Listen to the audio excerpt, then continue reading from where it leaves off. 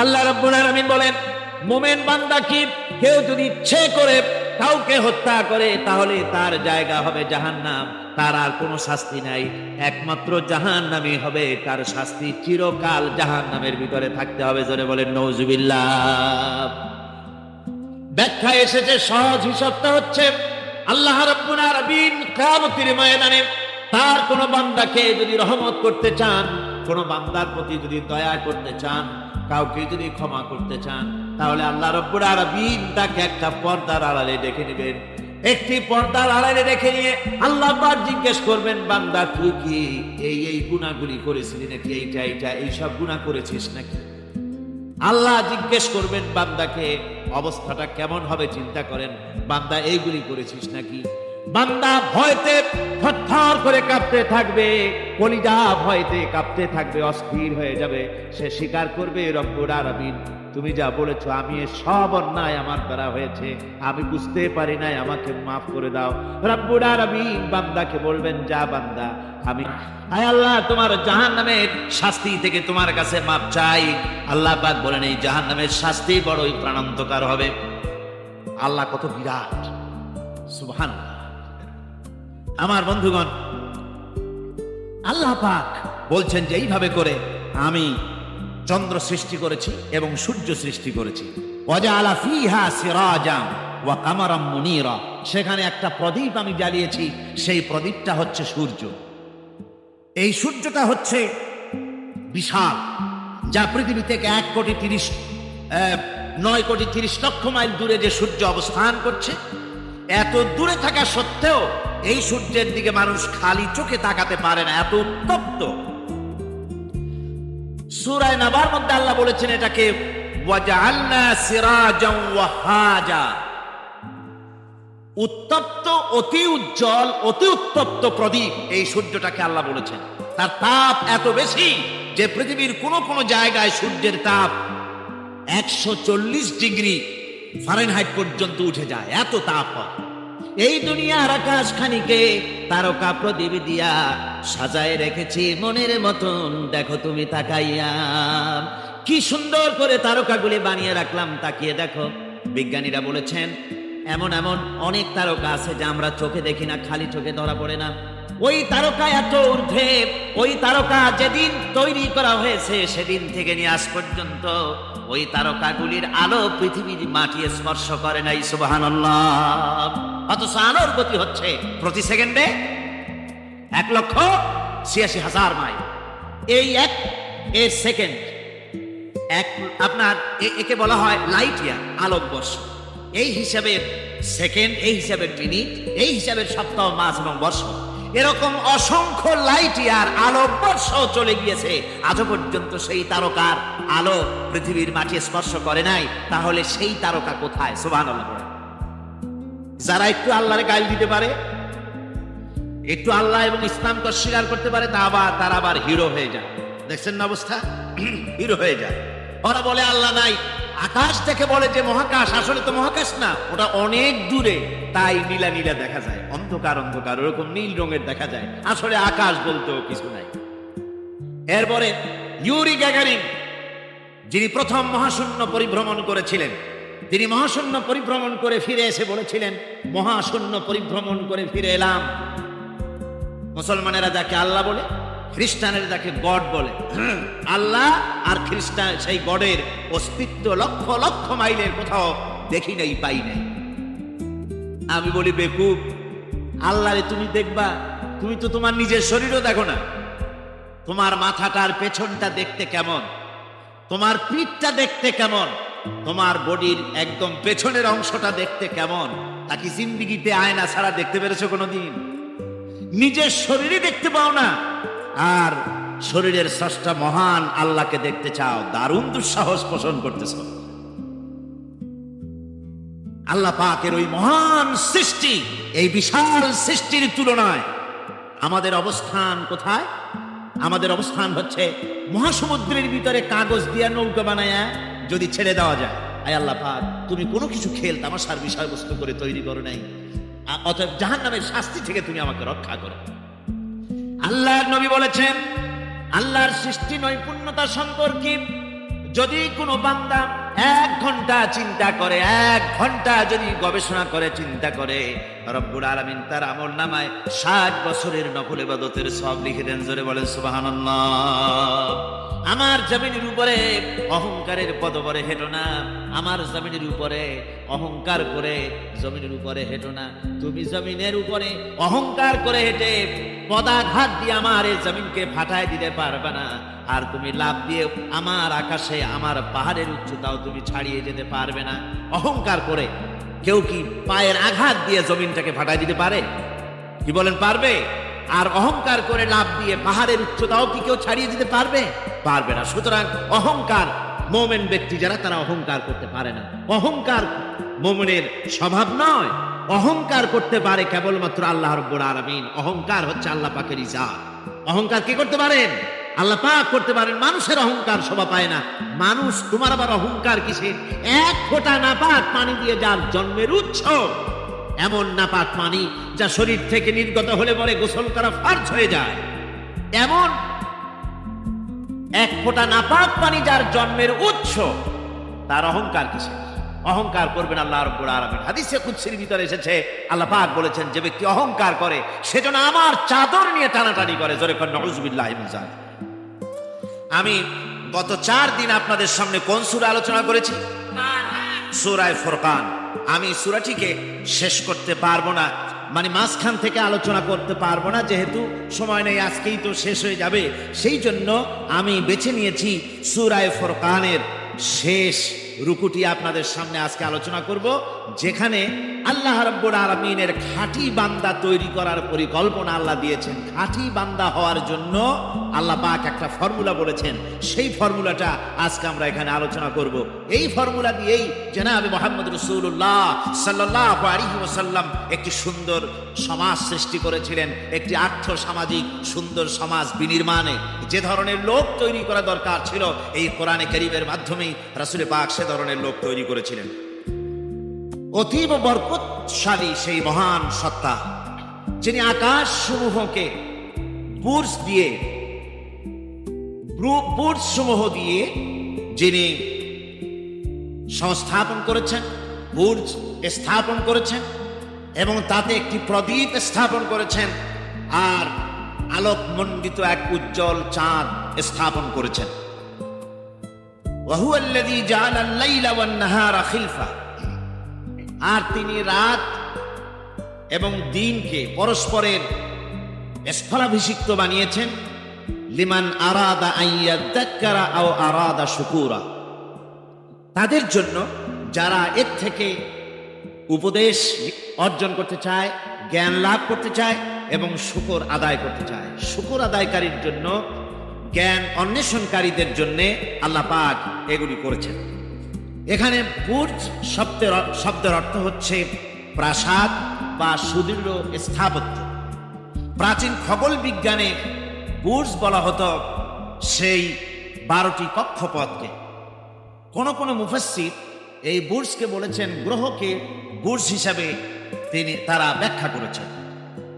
আসলে আল্লাহ রাব্বুল আলামিন তিনি মহাশূন্যকে যে কিভাবে সজ্জিত করেছেন, কত সুন্দরভাবে করেছেন, তার ব্যাখ্যা কোরআনে কারীমের বিভিন্ন জায়গায় এসেছে। আল্লাহ পাক বলছেন, আমি আকাশে বহু সংখ্যক সুদৃঢ় বুর্জ স্থাপন করেছি এবং দর্শকদের জন্য তা অত্যন্ত সুসজ্জিত করে, সুদৃশ্য করে আমি সংস্থাপন করেছি, সুন্দর করে স্থাপিত করেছি। মহাশূন্য, এর মধ্যে আল্লাহ পাক সৃষ্টি করেছেন অগণিত গ্রহ উপগ্রহ। কত গ্রহ আছে, কত উপগ্রহ আছে, বিজ্ঞানীদের কাছে আজও পর্যন্ত তার কোনো হিসাব মেলেনি। মহাশূন্যে আল্লাহ পাক, মহাশূন্যের মহাবিস্ময়। বর্তমান বিজ্ঞান ক্রমান্বয়ে আশ্চর্য হয়ে যাচ্ছে তাদের নতুন নতুন আবিষ্কারের মাধ্যমে, চিন্তা ভাবনার মাধ্যমে, যে মহাশূন্য আল্লাহ পাক মহাস্রষ্টা কি করে রেখেছেন। একটি বিশাল এক বিস্ময়ের কারখানা। সেখানে রয়েছে মিল্কি ওয়ে, যাকে বলা হয় ছায়াপথ। বিজ্ঞানীরা বলেছেন প্রায় 20,000 কোটি তারকা রয়েছে এই মিল্কি ওয়ের ভেতরে, ছায়াপথের ভেতরে। আবার কেউ কেউ বলেছেন যে সেই তারকার সংখ্যা বলা সম্ভব হবে না। সমুদ্র সৈকতের বালুকণা গণা তবুও সম্ভব, কিন্তু আকাশের তারকারাজি গণা সম্ভব নয়। এখন আল্লাহ পাক সেই মহাশূন্যের ভেতরে সৃষ্টি করে রেখেছেন এই ছায়াপথ। ছায়াপথের ভিতরে আছে যে তারকাগুলি, বিজ্ঞানীরা বলেছেন যে এই তারকাগুলি এত বিরাট বিরাট তারকা আছে। আগে তো ওনারা বলেছিলেন পৃথিবীর চাইতে সূর্যটা হচ্ছে পৃথিবীর চাইতে 13 লক্ষ গুণ বড়। এই বিরাট সূর্য ছিল তাদের কাছে বিস্ময়। এখন তারা বলছেন না, মিল্কি ওয়ের ভিতরে যে সমস্ত তারকার সন্ধান আমরা পেয়েছি, সে সমস্ত তারকা এত বড় বড় বিরাট দানবের মতো, যে ওর এক একটা তারকার ভেতরে যে সূর্য পৃথিবীর চাইতে 13 লক্ষ গুণ বড়, এরকম অন্তত 3 কোটি সূর্যকে একটা তারকার মধ্যে ঢুকিয়ে দেওয়া যায়। সুবহানাল্লাহ, কি বিশাল কাম! এখন এই তারকা, এই গ্রহ এবং উপগ্রহ রাজি মহাশূন্যে সব পরিভ্রমণ করছে, কেউ কিন্তু দাঁড়িয়ে নাই। বিজ্ঞানীরা বলছেন, কেউ বলেছেন সূর্য ঘোরে, কেউ কয় না পৃথিবী ঘোরে, কেউ কয় না ওই চন্দ্র ঘোরে, কেউ কয় যে না আমরা মিলে সবাই ঘুরি। এখন আসলে বিষয়টা কি, কে ঘোরে আর কে ঘোরে না? আসল কথাটা নিতে হবে কোরআনের কাছ থেকে। কার কাছ থেকে? ওই চন্দ্র সূর্যের স্রষ্টা যিনি, মহাবিশ্বের স্রষ্টা যিনি, তিনিই বলতে পারবেন যে আসলে ঘোরে কে। আল্লাহ রাব্বুল আলামিন বলেন, মহাশূন্যের পরে যা কিছু আছে সব সন্তরণশীল, সব গতিশীল, কেউ দাঁড়িয়ে নাই, সব সাঁতার কাটতেছে, সব ছোটাছুটি করছে। ছোটাছুটি করছে, তা আবার এত দ্রুত গতি, এক একটা যে গতির কথা আমরা চিন্তা করতে পারবো না। ভীষণ তীব্র গতিতে সব ছুটছে তো ছুটছে, কিন্তু ওখানে আবার কোনো ট্রাফিক পুলিশ নাই। আছে নাকি ট্রাফিক পুলিশ? আমাদের দেশে রাস্তাঘাটে কত ট্রাফিক পুলিশ আর কত ট্রাফিক সিগন্যাল লাইট। একদিকে ট্রাফিক পুলিশের হাতছানি, আর একদিকে ট্রাফিক লাইটের চোখ রাঙানি। এরপরেও অ্যাক্সিডেন্টের অভাব নাই, ঠিক কিনা কর? বেচারা বেবি ট্যাক্সি, গরিব মানুষ রাস্তার এক পাশ দিয়ে যায়, আর ওই দত্তের মতো ট্রাক এসে এক ধাক্কা মারে, গরিব বেচারা বেবি ট্যাক্সি 3 ঠ্যাং উপরের দিকে দিয়ে রাস্তার পাশে বসে আল্লাহ আল্লাহ করে। আমাদের ট্রেন লাইন অ্যাক্সিডেন্ট, ওই গাড়ির লাইনের অ্যাক্সিডেন্ট, এত কিছু থাকা সত্ত্বেও কিন্তু ওই মহাশূন্যে কোনো সিগন্যাল লাইট নাই, কোনো ট্রাফিক পুলিশ নাই। এই বিশাল চাঁদ, এই বিশাল সূর্য, এবং সূর্যকে গিলে খেতে পারে, কোটি কোটি সূর্য গিলে খেতে পারে এমন তারকা, অথচ অ্যাক্সিডেন্ট নেই। আছে অ্যাক্সিডেন্ট? আল্লাহ রাব্বুল আলামিন এখানে মহাশক্তিশালী অদৃশ্য সীমারেখা সৃষ্টি করেছেন। কোরআনে কারীমে রব্বুল আলামিন বলেন, প্রবল জ্ঞানী হইবে যাহারা, আপন মনেতে বুঝিবে তাহারা, রাত্রি পারে না আগে যাইবার, দিনের স্থান করি অধিকার। চন্দ্র বাঁধে না সূর্যের গায়েতে, সূর্য পারে না চন্দ্রকে ধরিতে, যার যে স্থান বহাল রাখিয়া, ভ্রমণ করিছে খোদাকে ডরিয়া। সুবহানাল্লাহ বিহামদিহি। একটা নির্দিষ্ট সময় সীমা পর্যন্ত আপন আপন কক্ষপথে সব ছুটবে আর ছুটবে, কারো সঙ্গে কারো সংঘর্ষ হবে না। যেরকম সুবহানাল্লাহ। এরপরে ওই মহাশূন্যে অসংখ্য তারকারাজি আল্লাহ সৃষ্টি করে রেখেছেন। এত সুন্দর সুন্দর তারকা আল্লাহ বানিয়েছেন। আল্লাহ রাব্বুল আলামিন বলেন, এই দুনিয়ার আকাশ খানিকে তারকা প্রদীপ দিয়া সাজায় রেখেছি মনের মতন, দেখো তুমি তাকাইয়া। কি সুন্দর করে তারকাগুলি বানিয়ে রাখলাম, তাকিয়ে দেখো। বিজ্ঞানীরা বলেছেন, এমন এমন অনেক তারকা আছে যা আমরা চোখে দেখি না, খালি চোখে ধরা পড়ে না। ওই তারকা এত ঊর্ধ্বে, ওই তারকা যেদিন তৈরি করা হয়েছে সেদিন থেকে নিয়ে আজ পর্যন্ত ওই তারকাগুলির আলো পৃথিবীর মাটি স্পর্শ করে নাই। সুবহানাল্লাহ। অথচ আলোর গতি হচ্ছে প্রতি সেকেন্ডে 1,86,000 মাইল। এই এর সেকেন্ড এক, আপনার একে বলা হয় লাইট ইয়ার, আলোকবর্ষ। এই হিসাবের সেকেন্ড, এই হিসাবের মিনিট, এই হিসাবের সপ্তাহ, মাস এবং বর্ষ, এরকম অসংখ্য লাইট ইয়ার, আলোকবর্ষ চলে গিয়েছে, আজও পর্যন্ত সেই তারকার আলো পৃথিবীর মাটি স্পর্শ করে নাই। তাহলে সেই তারকা কোথায়? সুবহানাল্লাহ। যারা একটু আল্লাহরে গাল দিতে পারে, একটু আল্লাহ এবং ইসলামকে অস্বীকার করতে পারে তারা আবার হিরো হয়ে যায়। দেখছেন না অবস্থা? হিরো হয়ে যায়। ওরা বলে আল্লাহ নাই, আকাশ দেখে বলে যে মহাকাশ, আসলে তো মহাকাশ না, ওটা অনেক দূরে, তাই নীলা নীলা দেখা যায়, অন্ধকার অন্ধকার ওরকম নীল রঙের দেখা যায়, আসলে আকাশ বলতেও কিছু নাই। এরপরে ইউরি গ্যাগারিন, যিনি প্রথম মহাশূন্য পরিভ্রমণ করেছিলেন, তিনি মহাশূন্য পরিভ্রমণ করে ফিরে এসে বলেছিলেন, মহাশূন্য পরিভ্রমণ করে ফিরে এলাম। মুসলমানেরা যাকে আল্লাহ বলে, খ্রিস্টানেরা যাকে গড বলে, আল্লাহ আর খ্রিস্টান সেই গডের অস্তিত্ব লক্ষ লক্ষ মাইলের কোথাও দেখি নাই, পাই নাই। আমি বলি বেকুব, আল্লাহরে তুমি দেখবা, তুমি তো তোমার নিজের শরীরও দেখো না। তোমার মাথাটার পেছনটা দেখতে কেমন, তোমার পিঠটা দেখতে কেমন, তোমার বডির একদম পেছনের অংশটা দেখতে কেমন, তাকে জিন্দিগিতে আয়না ছাড়া দেখতে পেরেছো কোনোদিন? নিজের শরীরে দেখতে পাও না, আর শরীরের স্রষ্টা মহান আল্লাহকে দেখতে চাও, দারুণ দুঃসাহস পোষণ করতেছ। আল্লাহ পাকের ওই মহান সৃষ্টি, এই বিশাল সৃষ্টির তুলনায় আমাদের অবস্থান কোথায়? আমাদের অবস্থান হচ্ছে মহাসমুদ্রের ভিতরে কাগজ দিয়া নৌকা বানায়া যদি ছেড়ে দেওয়া যায়, তো মহাসমুদ্রে কাগজের নৌকাটার যে অবস্থা, এই আল্লাহর মহাবিশ্বে মহাশূন্যের ভেতরে স্পেস, মহাশূন্য আল্লাহর মহাসৃষ্টি, এর ভেতরে আমাদের অবস্থানও আটলান্টিক মহাসাগরে কাগজের নৌকাটা যেমন, আমাদের পৃথিবীর অবস্থাটা তেমন। সুবহানাল্লাহ, আল্লাহ কত বিরাট! সুবহানাল্লাহ। আমার বন্ধুগণ, আল্লাহ পাক বলছেন যে এইভাবে করে আমি চন্দ্র সৃষ্টি করেছি এবং সূর্য সৃষ্টি করেছি।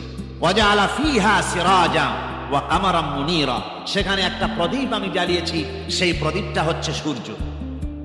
এই সূর্যটা হচ্ছে বিশাল, যা পৃথিবী থেকে 9,30 লক্ষ মাইল দূরে যে সূর্য অবস্থান করছে, এত দূরে থাকা সত্ত্বেও এই সূর্যের দিকে মানুষ খালি চোখে তাকাতে পারে না, এত উত্তপ্ত। সূরা নাবার মধ্যে আল্লাহ বলেছেন এটাকে ওয়াজআলনা সিরাজাও ওয়াহাজা, উত্তপ্ত, অতি উজ্জ্বল, অতি উত্তপ্ত প্রদীপ। এই সূর্যটাকে আল্লাহ বলেছেন, তার তাপ এত বেশি যে পৃথিবীর কোন কোন জায়গায় সূর্যের তাপ 140 ডিগ্রি ফারেনহাইট পর্যন্ত উঠে যায়, এত তাপ হয়। তো এই সূর্যের দিকে মানুষ যদি খালি চোখে তাকায়, তাহলে তার চোখের দৃষ্টিশক্তি বিনষ্ট হয়ে যাওয়ার সম্ভাবনা থাকে। এই সূর্য দিয়ে আল্লাহ পাক ফসল পাকান, এই সূর্য দিয়ে জীবকুলের প্রাণ শক্তির সঞ্চার করেন আল্লাহ পাক। এই সূর্য, বিজ্ঞানীরা বলেছেন, একটা বই আছে, লেখকের নাম আমার মনে নাই, man does not stand alone. এই বইয়ের ভিতরে এই বিজ্ঞানী লিখেছেন, আল্লাহর সৃষ্টি রহস্য সম্পর্কে লিখেছেন যে সূর্য যেখানে এখন আছে, স্রষ্টা নিশ্চয়ই একজন আছেন, তিনি বলছেন যে সূর্য যেখানে আছে ওখান থেকে যদি কিছু নিচে নেমে আসতো সূর্য, তাহলে গোটা পৃথিবী পুড়ে ছাই হয়ে যেত। আর যেখানে আছে ওখান থেকে যদি কিছু উপরে উঠে যেত, গোটা পৃথিবী হিম শীতলতায় গোটা পৃথিবী ফ্রিজ হয়ে যেত। অথচ একটা মাপা একটা জায়গায় আল্লাহ পাক এই সূর্যকে রেখেছেন। সুবহানাল্লাহ পড়ে। আবার চন্দ্রকেও এমন একটা মেজারমেন্ট করা জায়গা আল্লাহ রেখেছেন, এই চন্দ্র যদি উপরে উঠে যেত, যেখানে আছে সেখান থেকে গোটা পৃথিবীটা মরুভূমি হয়ে যেত। আর যেখানে আছে সেখান থেকে যদি নিচে নেমে আসতো কিছুটা, তাহলে গোটা পৃথিবী বন্যায় প্লাবনে গোটা পৃথিবী ভেসে চলে যেত। সুবহানাল্লাহ বিহামদিহি। এই চন্দ্রকে আল্লাহ পাক এভাবে রেখেছেন, সূর্যকে এভাবে রেখেছেন। আবার এই সূর্যের রয়েছে অতি বেগুনি রশ্মি, সেই অতি বেগুনি রশ্মি যেন এমন একটা পাওয়ার আছে সূর্যের, যে সূর্যের তাপ যদি পৃথিবীর মানুষ গায়ে লাগে, ওই রশ্মিটা যদি লাগে, সৃষ্টি জগতে ক্যান্সার হবে, সৃষ্টি জগৎ মরে যাবে, বাঁচতে পারবে না, অসুখ করবে। সেজন্য ওজোন স্তর একটা আল্লাহ বানিয়ে রেখেছেন, ওজোন একটা স্তর, যেটাকে বিজ্ঞানীরা এখন বলছেন গ্রিন হাউস এফেক্ট। এই ওজোন স্তরে ফাটল ধরেছে, বিজ্ঞানীরা লক্ষ্য করেছেন ওজোন স্তরে ফাটল ধরে সূর্যের সেই ক্ষতিকারক পাওয়ারটা পৃথিবীর মাটির কাছে চলে আসতেছে। এখন এটাকে ঠেকাবার ব্যবস্থা করা হচ্ছে। আমার বন্ধুগণ, এটা কেন হচ্ছে?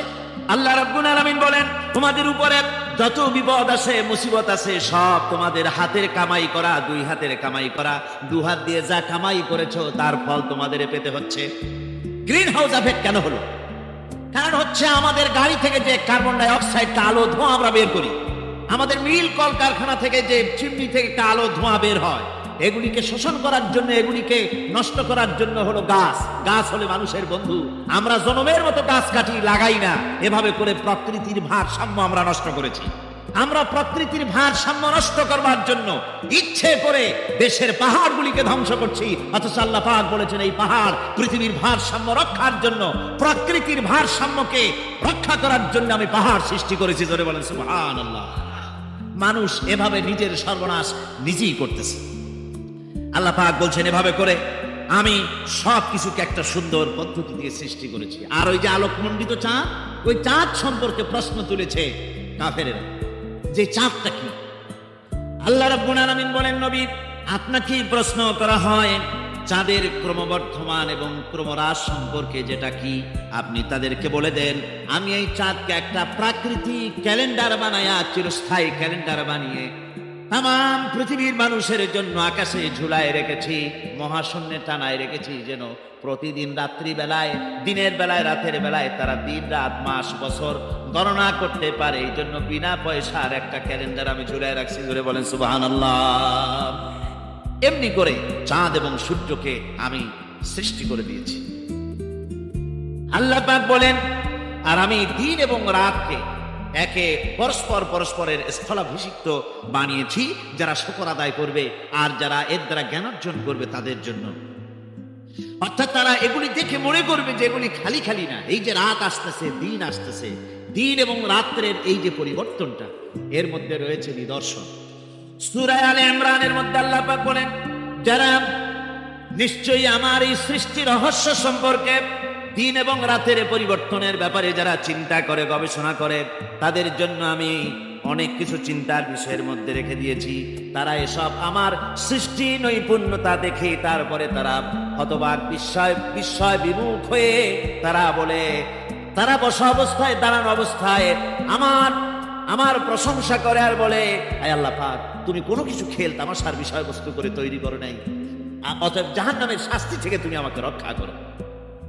আল্লাহর নবী বলেছেন, আল্লাহর সৃষ্টি নৈপুণ্যতা সম্পর্কে যদি কোনো বান্দা 1 ঘন্টা চিন্তা করে, 1 ঘন্টা যদি গবেষণা করে, চিন্তা করে, রব্বুল আলামিন তার আমলনামায় 60 বছরের নফল ইবাদতের সওয়াব লিখে দেন। জোরে বলেন সুবহানাল্লাহ।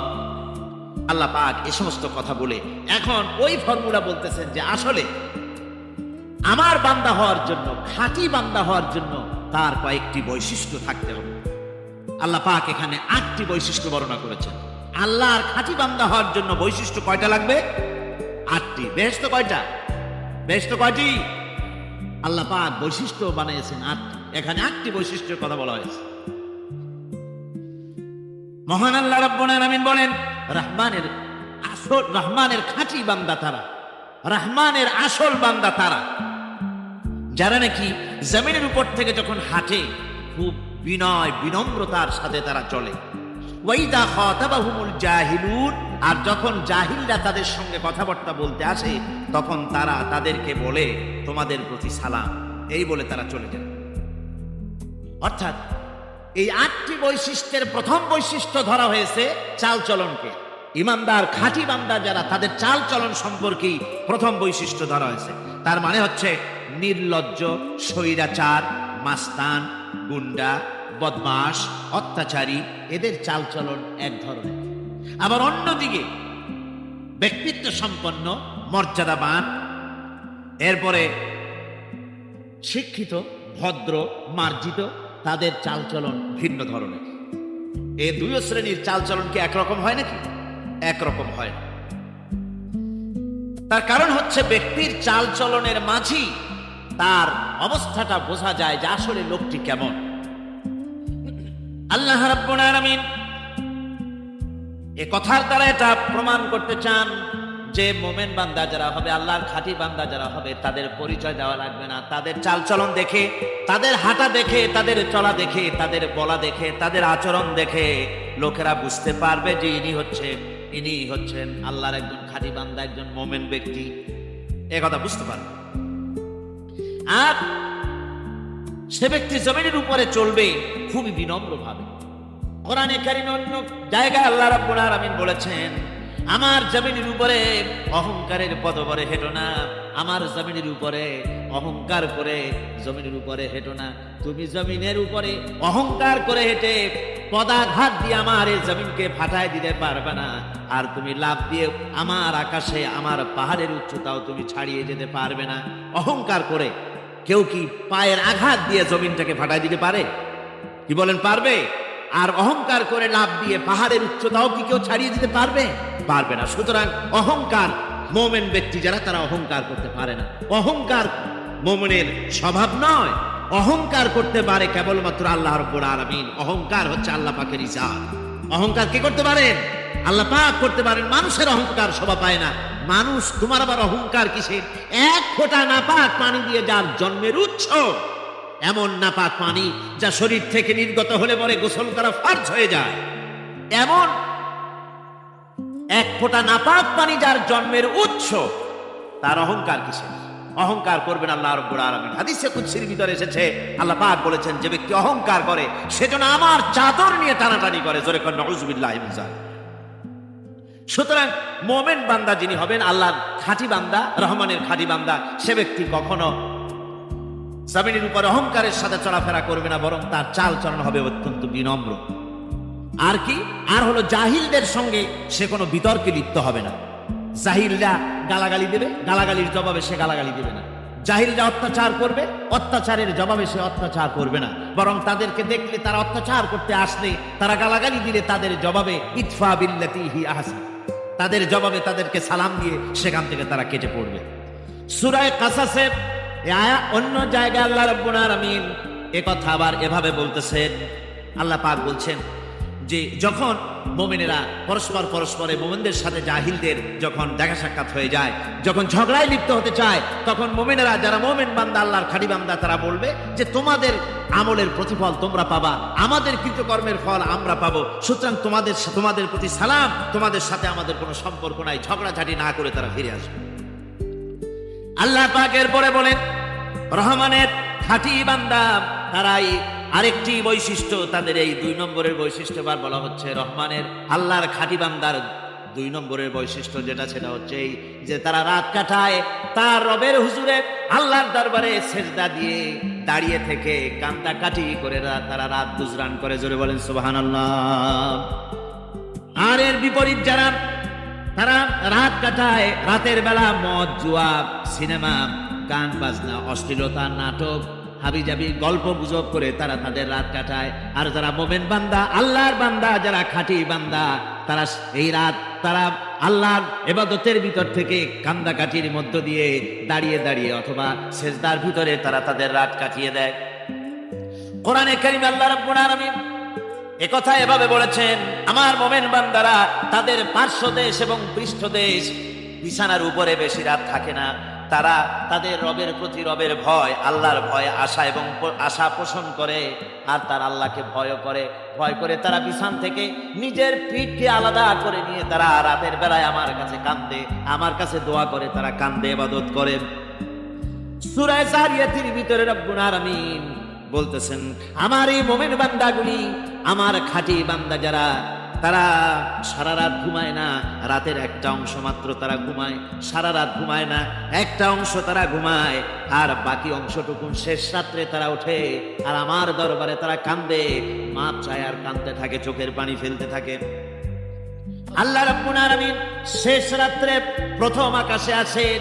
হাদিস শরীফে এসেছে, প্রথম আকাশে আল্লাহ রাব্বুল আলামিন এসে দুনিয়ার মানুষকে ডাকেন, কে আছো? গুনাহ করে জীবন বোঝাই করে ফেলেছো, নাফরমানি করেছো, গুনাহ করেছো, অথবা বিপদে পড়েছো, ঋণগ্রস্ত হয়ে পড়েছো, অসুবিধায় পড়েছো, মামলা মোকদ্দমায় পড়েছো, আমার কাছে মাপ চাও, আমার কাছে সাহায্য চাও। এই সময় যে সমস্ত বান্দারা আরামের ঘুমকে হারাম করে আল্লাহর দরবারে কাঁদতে থাকে, তাহাজ্জুদের নামাজ আদায় করে যখন হাত তুলে কাঁদে, আল্লাহ পাক তখন এই দৃশ্য দেখে ফেরেশতাদের বলেন, ও আমার ফেরেশতারা, আমার ওই বান্দাগুলি কাঁদে কেন? সমস্ত মানুষ যখন ঘুমানো, এই বান্দাগুলি কাঁদে কেন বলো? ফেরেশতারা বলে, আল্লাহ তুমি তো ভালো করে জানো। ফেরেশতারা বলে, আল্লাহ আল্লাহ পাক বলবেন তবুও তোমাদের মুখ থেকে শুনতে চাই। ফেরেশতারা তখন বলবে রব্বুল আলামিন তোমার বান্দা গুনাহ করেছে, জাহান্নামের ভয়তে তোমার কাছে কাঁদতেছে, তোমার ভয়তে কান্দে, জাহান্নামের ভয়তে কান্দে। আল্লাহ জিজ্ঞেস করেন ফেরেশতারা ওরা যে আমার ভয়তে কান্দে ওরা কি আমারে দেখছে নাকি? ফেরেশতারা বলেন না খোদা তোমারে দেখে নাই। আল্লাহ পাক বলেন ওরা আমার যে জাহান্নামের ভয়তে কাঁদে ওই জাহান্নাম তারা দেখেছে নাকি? ফেরেশতারা বলে না আল্লাহ তোমার জাহান্নাম ওরা দেখে নাই, তোমার বেশ তো কিছুই দেখে নাই। আল্লাহ পাক বলেন ও আমার ফেরেশতারা এই বান্দাগুলি আমার দোজখ দেখে নাই, আমাকে দেখে নাই, হাসর মিজান সিরাত কিছুই দেখে নাই, শুধু কোরআনের কথা শুনে, আমার নবীর কথা শুনে, আমার কোরআনের কথা শুনে বিশ্বাস করে আরামের ঘুমকে হারাম করে কিভাবে কাঁদতেছে তাকায় দেখ। আমার রহমতের দরিয়ায় জোশ মেরে গেছে, তোরা সাক্ষী থেকে যা আমার ওই ক্রন্দনরত বান্দাগুলিকে আমি আল্লাহ মাফ করে দিলাম। আমার ভাইয়েরা আল্লাহ রাব্বুল আলামিন বলেন সিজদার ভিতরে আর দাঁড়ানোর ভিতরে আমার এই বান্দাগুলি আখিরাতে আমার সঙ্গে দেখা করা লাগবে এই ভয়তে, জাহান্নামের ভয়তে তারা কান্দে, এভাবে কাঁদতে থাকে। আর আল্লাহ পাক ওই সময় তাদের গুনাহ মাফ করতে থাকেন। কোরআনে কারীমের ভিতরে আল্লাহ পাক বলেন সারা রাত ঘুমাতে আল্লাহ নিষেধ করেছেন, সারা রাত যেন ঘুমায় না, পাইকারি দরে ঘুমায় না, একটু জাগো।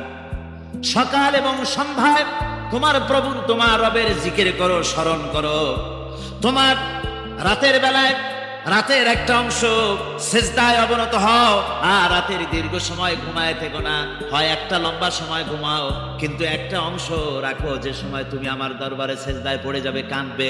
আমার বন্ধুগণ রাতটা ওয়াজআলনান নাওমা সুবাতা ওয়াজআলনাল লাইলা লিবাসা, ঘুমকে বানাইছেন আল্লাহ শান্তির বাহন, আর রাতকে করেছেন আচ্ছাদন। রাতকে কি করেছেন? আচ্ছাদন। রাতকে একটা পর্দা লাগিয়ে দিয়েছেন, রাতের পর্দা। যেহেতু প্রেম ভালোবাসা ঢোল পিটায় করা যায় না, ঢোল পিটায় প্রেম করা যায় যায় না। মানুষকে দেখায় দেখায় প্রেম ভালোবাসা করা যায় না, এটা হলো দুনিয়ার রীতিনীতি। দুনিয়ায় যেটা মানুষেরা করে, আসল সবচাইতে বড় ভালোবাসার পাত্র হলেন আল্লাহ, মাসুক হলেন আল্লাহ, আশেক হলো মানুষ। আশেক এবং মাসুকের ভিতরে প্রেম বিনিময় হবে, ভালোবাসার আদান প্রদান হবে, কথোপকথন হবে। এজন্য দিনের কোলাহলপূর্ণ অবস্থায় তা হয় না বলে রব্বুল আলামিন বলেন আমি তোমাদের জন্য রাতকে একটা আচ্ছাদন, একটা পর্দা বানাই দিস। এই রাতের পর্দার ভিতরে থেকে আমারে ডাকো, আমাকে আমার কাছে তুমি আমাকে ডাকো, একটা লম্বা সময় নিয়ে আমাকে বলতে থাকো, আমাকে ডাকতে থাকো। আল্লাহ পাক তার নবীকেও বলেছেন হে চাদর আচ্ছাদিত ব্যক্তি, রাত্রিকালে সালাতে দণ্ডায়মান থাকো, কিন্তু কম, সারা রাত জাগার দরকার নেই। একটা অংশ জাগো যখন তুমি আমার জন্য কাঁদবে, আমার জন্য সিজদায় পড়ে থাকবে। রাসূল পাক সাল্লাল্লাহু আলাইহি সাল্লাম তাহাজ্জুদের নামাজি সিজদায় পড়ে থাকতেন, রাতে ঘন্টার পর ঘন্টা চলে যেতেছে। হযরত আয়েশা বলেন আমি মনে করতাম সিজদায় এমন ভাবে রাসূল পড়েছেন আর ওঠেন না, আমার মনে হতো হুজুর বুঝি ইন্তেকাল করে গেছেন। আমি রাসূলের পায়ের আঙ্গুল ধরে আস্তে করে চাপ দিতাম, হুজুর তাতে একটু ব্যথা পেয়ে আঙ্গুল নাড়া দিতেন, তখন আমি মনে করতাম আল্লাহর নবী বিদায় হন নাই, বেঁচে আছেন। আবার কখনো দাঁড়িয়ে দাঁড়িয়ে নামাজের ভিতরে তেলাওয়াত করতে করতে রাত শেষ হয়ে যেত, আমার মনে হতো এই দাঁড়ানো থেকে হুজুর বুঝি আর রুকুতে যাবেন না। আবার যখন রুকুতে যেতেন মনে হতো এই রুকু থেকে আর বুঝি সেজদায় যাবেন না। আবার যখন সেজদায় যেতেন মনে হতো এই সেজদা থেকে রাসূল বুঝি আর উঠবেন না। সুবহানাল্লাহ বিহামদিহি। সাহাবায়ে কেরাম জিজ্ঞেস করতেন হে রাসূল, হযরত আয়েশা জিজ্ঞেস করে হে রাসূল আপনি এত কাঁদেন কেন, এত ইবাদত করেন, এত রাত জাগেন? হযরত আয়েশা বলেছেন আল্লাহর নবী দাঁড়িয়ে দাঁড়িয়ে তেলাওয়াত করতে করতে, দাঁড়িয়ে দাঁড়িয়ে নামাজ পড়তে পড়তে পাও মোবারক, কদম মোবারক এমন ভাবে ফুলে যেত সকালবেলায় জুতার মধ্যে পাও ঢুকতো না। সুবহানাল্লাহ। এইভাবে রাসূল পাক কষ্ট করতেন। জিজ্ঞাসা করতে এত ইবাদত কেন করেন? আপনার তো আগের পিছের সমস্ত গুনাহ আল্লাহ মাফ করেছেন, কোনো গুনাহ আপনার নাই, তবু আল্লাহ বলে দিয়েছেন নবী আপনার আগের পিছের সব মাফ, তারপরেও এত কাঁদেন কেন? আল্লাহর নবী বলেছেন ও সাহাবীরা ও আমার স্ত্রীরা শোনো, আমি কি আমার বান্দার, আমি আমার আল্লাহর শুকরগুজারকারী বান্দায় কি আমি পরিণত হব না? যে আল্লাহ আমাকে এত নিয়ামত দিয়েছেন, আমি কি সেই আল্লাহর শুকরগুজার হব না? রাসূলুল্লাহ এভাবে কাঁদতেন। সুতরাং প্রত্যেকটি মুসলমানকে রাতের বেলায় আল্লাহর দরবারে হাত তুলে কাঁদতে হবে, মুনাজাত করতে হবে, রব্বুল আলামিন যে গুনাহ করেছি, আমি যত গুনাহ করেছি, আমাকে তুমি নেয়ামত যা দিয়েছো, এই নেয়ামত তুমি না দিলেও পারতে, তুমি দয়া করে দিয়েছো। এভাবে যদি মানুষ কান্দে, আল্লাহ এই অপরাধ করেছি, অপরাধের কথা যদি স্মরণ করে আর কাঁদতে থাকে, আল্লাহ রব্বুল আলামিনের রহমত তার উপরে তখন পড়তে থাকে। আর এই তাহাজ্জুদ গভীর রাতের কান্দাকাটি, এই জন্য আল্লাহ পাক বলেন এর আসল ব্যাপার হলো এই প্রকৃতপক্ষে রাতের বেলায় যে নামাজটা হয়, শয্যা ত্যাগ করে মানুষ যে নামাজ পড়তে দাঁড়ায়, এতে করে তার আত্মসংযমের ট্রেনিং হয়ে যায়, আল্লাহর সঙ্গে মহব্বত কায়েম হয়ে যায়। ইসলামী আন্দোলনের বিজয়ের জন্য কর্মীদের এটা সবচাইতে বড় ওষুধ। শুধু হরতালের প্রোগ্রাম দিয়া, শুধু মিছিলের প্রোগ্রাম দিয়া ইসলামী আন্দোলন বিজয় কোনো কালে হয় নাই আর হবেও না। এজন্য আন্দোলন যারা করে তাদেরকে গভীর রাত্রে উঠতে হয়, নফল রোজা রাখতে হয়, আর গভীর রাত্রে তেলাওয়াত করতে হয়, কাঁদতে হয় আল্লাহর কাছে, তা না হলে আন্দোলনের বিজয় হওয়া সম্ভব না। আমার বন্ধুগণ, আমরা জেনেছি ইতিহাসে আছে সাহাবায়ে কেরামদের সঙ্গে রোমকদের লড়াই হতেছে, রোমক সৈন্যরা যুদ্ধে জিততে পারতেছে না কিছুতেই। এরপরে তারা গোয়েন্দা বিভাগের লোক পাঠায় দিল, এদের সঙ্গে জিততে পারি না কেন, একটু খুঁজে দেখে আসো রাত্রে এরা করেটা কি। গোয়েন্দা বিভাগের লোক সারা রাত ঘুরে ঘুরে তারপরে এসে রিপোর্ট করলো, এরপরে এসে তাদের প্রধানের কাছে রিপোর্ট করলো, আমরা যে যার কাছে গিয়েছিলাম দেখে এলাম হুম বিল্লাইলি রাহবানুন ওয়া বিন্নাহারি ফুরসানুন, আমরা দেখে এলাম যাদেরকে দিনের বেলায় প্রচন্ড শক্তিশালী বীর যোদ্ধা রূপে যাকে যুদ্ধ করতে দেখেছি ময়দানে, রাতের বেলায় দেখলাম গিয়া একেবারে নিতান্ত ফকিরের মতো, কেউ তো সেজদায় পড়ে কাঁদতেছে, কেউ আবার তেলাওয়াত করতেছে, চোখ দিয়া পানি পড়তেছে, আবার কেউ নামাজ পড়তেছে, আবার কেউ হাত তুলে রেখেছে তাদের প্রভুর দরবারে, চোখের পানিতে তাদের চোখ বুক ভেসে যেতেছে। সারাটা রাত তেলাওয়াত আর সেজদার নামাজের মধ্যে তারা এভাবে কাটিয়ে দিয়েছে। সেনাপতি এই রিপোর্ট শোনার পরে বললেন, ও গোয়েন্দা বিভাগের লোকেরা, আমার রোমক সৈন্যরা শোনো, যে জাতির নৈতিক মান এত উঠছে, ওই জাতির সঙ্গে যুদ্ধ করা মানে আমাদের আত্মহত্যা করার শামিল। এদের সাথে কিছুতেই আমাদের পক্ষে পারা সম্ভব না। হ্যাঁ, এদের সাথে পারা যাবে যদি এই সম্পর্ক নষ্ট করে দেওয়া যায়, আল্লাহর সাথে তাদের এই গভীর সম্পর্ক যেটা আছে, এই সম্পর্ক নষ্ট করে দিতে হবে, তাহলেই কেবলমাত্র সম্ভব হবে। এদের নৈতিক চরিত্র ধ্বংস করার জন্য প্রচেষ্টা চালাও, তাহলে হয়তো আমরা কামিয়াব হতে পারব। আমার বন্ধুগণ, এই জন্য গভীর রাত্রে যারা ইমানদার ব্যক্তি, তাদের জন্য গভীর রাত্রে জাগার একটা ব্যবস্থা আল্লাহ পাক বলেছেন। ইমানদার ব্যক্তিদের জন্য এটা হলো 2 নম্বরের বৈশিষ্ট্য। রহমানের বান্দার, খাঁটি বান্দার 3 নম্বরের বৈশিষ্ট্য হচ্ছে তারা আল্লাহ রব্বুল আলামিনের দরবারে হাত তুলে ফরিয়াদ জানায়, আল্লাহর কাছে মোনাজাত করে, আল্লাহ রব্বুল আলামিনকে বলে, আয় আল্লাহ, হে আমার প্রভু, আয় আমার রব, জাহান্নামের আগুন থেকে দয়া করে আমারে বাঁচাও। জোরে বলেন আমিন, জোরে বলেন আমিন। জাহান্নামের বর্ণনা আমরা এই মাহফিলে করেছি, করি নাই? মনে আছে? দারুণ কঠিন জায়গা, অত্যন্ত কঠিন জায়গা, মারাত্মক জায়গা জাহান্নাম। ওই জাহান্নামের জন্য আল্লাহর কাছে কাঁদতে হবে, মাপ চাইতে হবে জাহান্নাম থেকে। মুমিন ব্যক্তির 3 নম্বরের বৈশিষ্ট্যই তাই। সে বলবে, আয় আল্লাহ, তোমার জাহান্নামের শাস্তি থেকে তোমার কাছে মাপ চাই। আল্লাহ পাক বলেন, এই জাহান্নামের শাস্তি বড়ই প্রাণান্তকার হবে। জাহান্নাম হচ্ছে অবস্থানের জন্য অত্যন্ত নিকৃষ্ট, খুবই খারাপ জায়গা এই জাহান্নাম। কিন্তু মুসলমানদের অবস্থাটা ভিন্ন।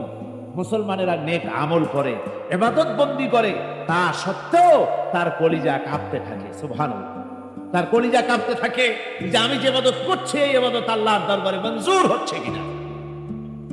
এই জন্য তার মন কাঁদতে থাকে। সে আমলের উপর নির্ভর করে থাকে না, সে আল্লাহর দয়ার উপরে নির্ভর করে। কিসের উপরে নির্ভর করে? আল্লাহর দয়া, আল্লাহর রহমতের উপরে নির্ভর করে। আর সে আল্লাহর কাছে কাঁদতে থাকে, রব্বুল আলামিন, তুমি দয়া করে মেহেরবানি করে আমার হিসাব নিও না, আমার হিসাব করে যদি বেহেশতে দাও, তাহলে তো বেহেশতে যাইতে পারবো না। কিয়ামতের দিন আল্লাহ রব্বুল আলামিন কোন মানুষকে যদি হিসাবের জন্য ধরে ফেলেন, তাহলে ওই বান্দার আর জাহান্নাম ছাড়া কোনো পথ নাই। এই জন্য আল্লাহ শিখাই দিয়েছেন, বান্দা দোয়া কর, আয় আল্লাহ, বিনা হিসাবে তোমার জান্নাত আমাকে দান করো। আবার হুজুর দোয়া করেছেন, আল্লাহুম্মা হাসিবনি হিসাবান ইয়াসীরা, হায় আল্লাহ তুমি আমার সহজ হিসাব নাও। ব্যাখ্যা এসেছে সহজ হিসাবটা হচ্ছে আল্লাহ রাব্বুল আলামিন কিয়ামতের ময়দানে তার কোন বান্দাকে যদি রহমত করতে চান, কোন বান্দার প্রতি যদি দয়া করতে চান, কাউকে যদি ক্ষমা করতে চান, তাহলে আল্লাহ রাব্বুল আলামিন তাকে একটা পর্দার আড়ালে ডেকে নেবেন। একটি পর্দার আড়ালে রেখে নিয়ে আল্লাহ পাক জিজ্ঞেস করবেন, বান্দা তুই কি এই গুনাহগুলি করেছিলি নাকি, এইটা এইসব গুনাহ করেছিস নাকি? আল্লাহ জিজ্ঞেস করবেন বান্দাকে, অবস্থাটা কেমন হবে চিন্তা করেন, বান্দা এইগুলি করেছিস নাকি? বান্দা ভয়তে থরথর করে কাঁপতে থাকবে, কলিজা ভয়তে কাঁপতে থাকবে, অস্থির হয়ে যাবে। সে স্বীকার করবে, রব্বুল আলামিন তুমি যা বলেছো আমি সব অন্যায় আমার দ্বারা হয়েছে, আমি বুঝতে পারি নাই, আমাকে মাফ করে দাও। রব্বুল আলামিন বান্দাকে বলবেন, যা বান্দা আমি তোকে মাফ করে দিলাম, আমার জান্নাতে চলে যা। সুবহানাল্লাহ সুবহানাল্লাহ।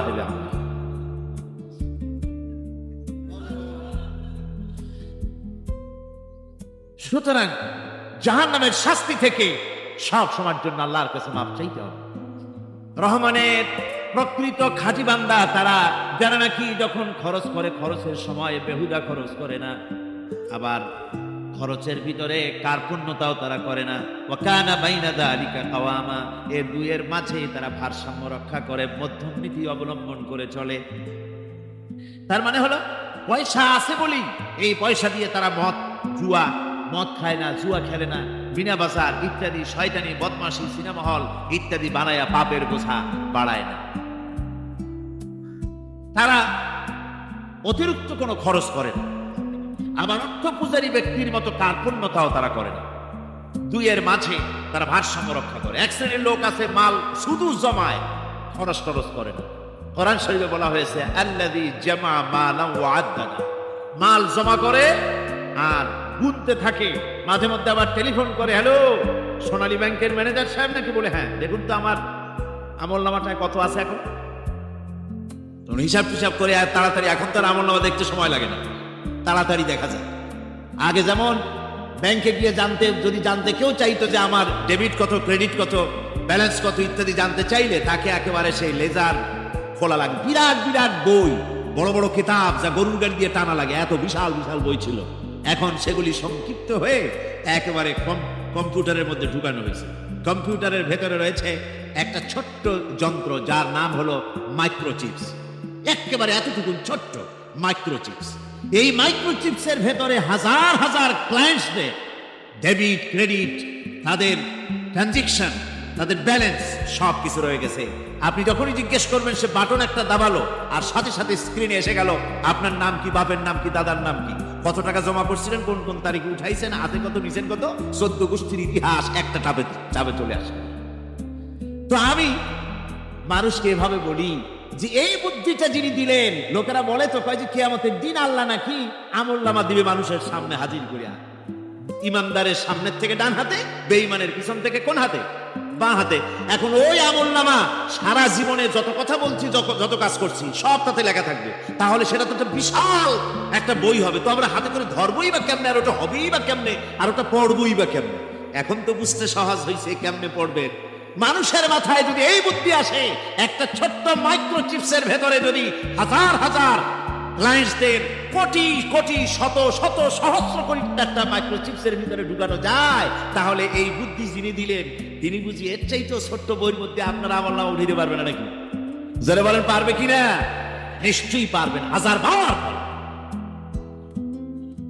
বন্ধুগণ, সুতরাং এরা মাল জমা করে আর গনে, জিজ্ঞেস করে ম্যানেজার সাহেব কত হয়েছে, বলে যে এত লক্ষ এত। তখন আবার চিন্তা হয় যে আরো কত টাকা জমাইতে পারলে কোটি হয়, তারপরে আরো 200 কোটি হয়, এভাবে তারা জমাইতে থাকে, খরচ করে না। তো এ ব্যাপারে সন্তানের জন্য, সন্তানদের জন্য খরচ যেটা লাগে সেটা স্ত্রী পুত্র সন্তান আত্মীয় স্বজন যে আছে যা, তাদের জন্য যে পরিমাণ খরচ করা লাগে তা যদি না করে তাহলে এটা হচ্ছে বখিলি। আর খরচ করতে গিয়ে যদি বেশি করে তাহলে সেটা হচ্ছে বেহুদা খরচ।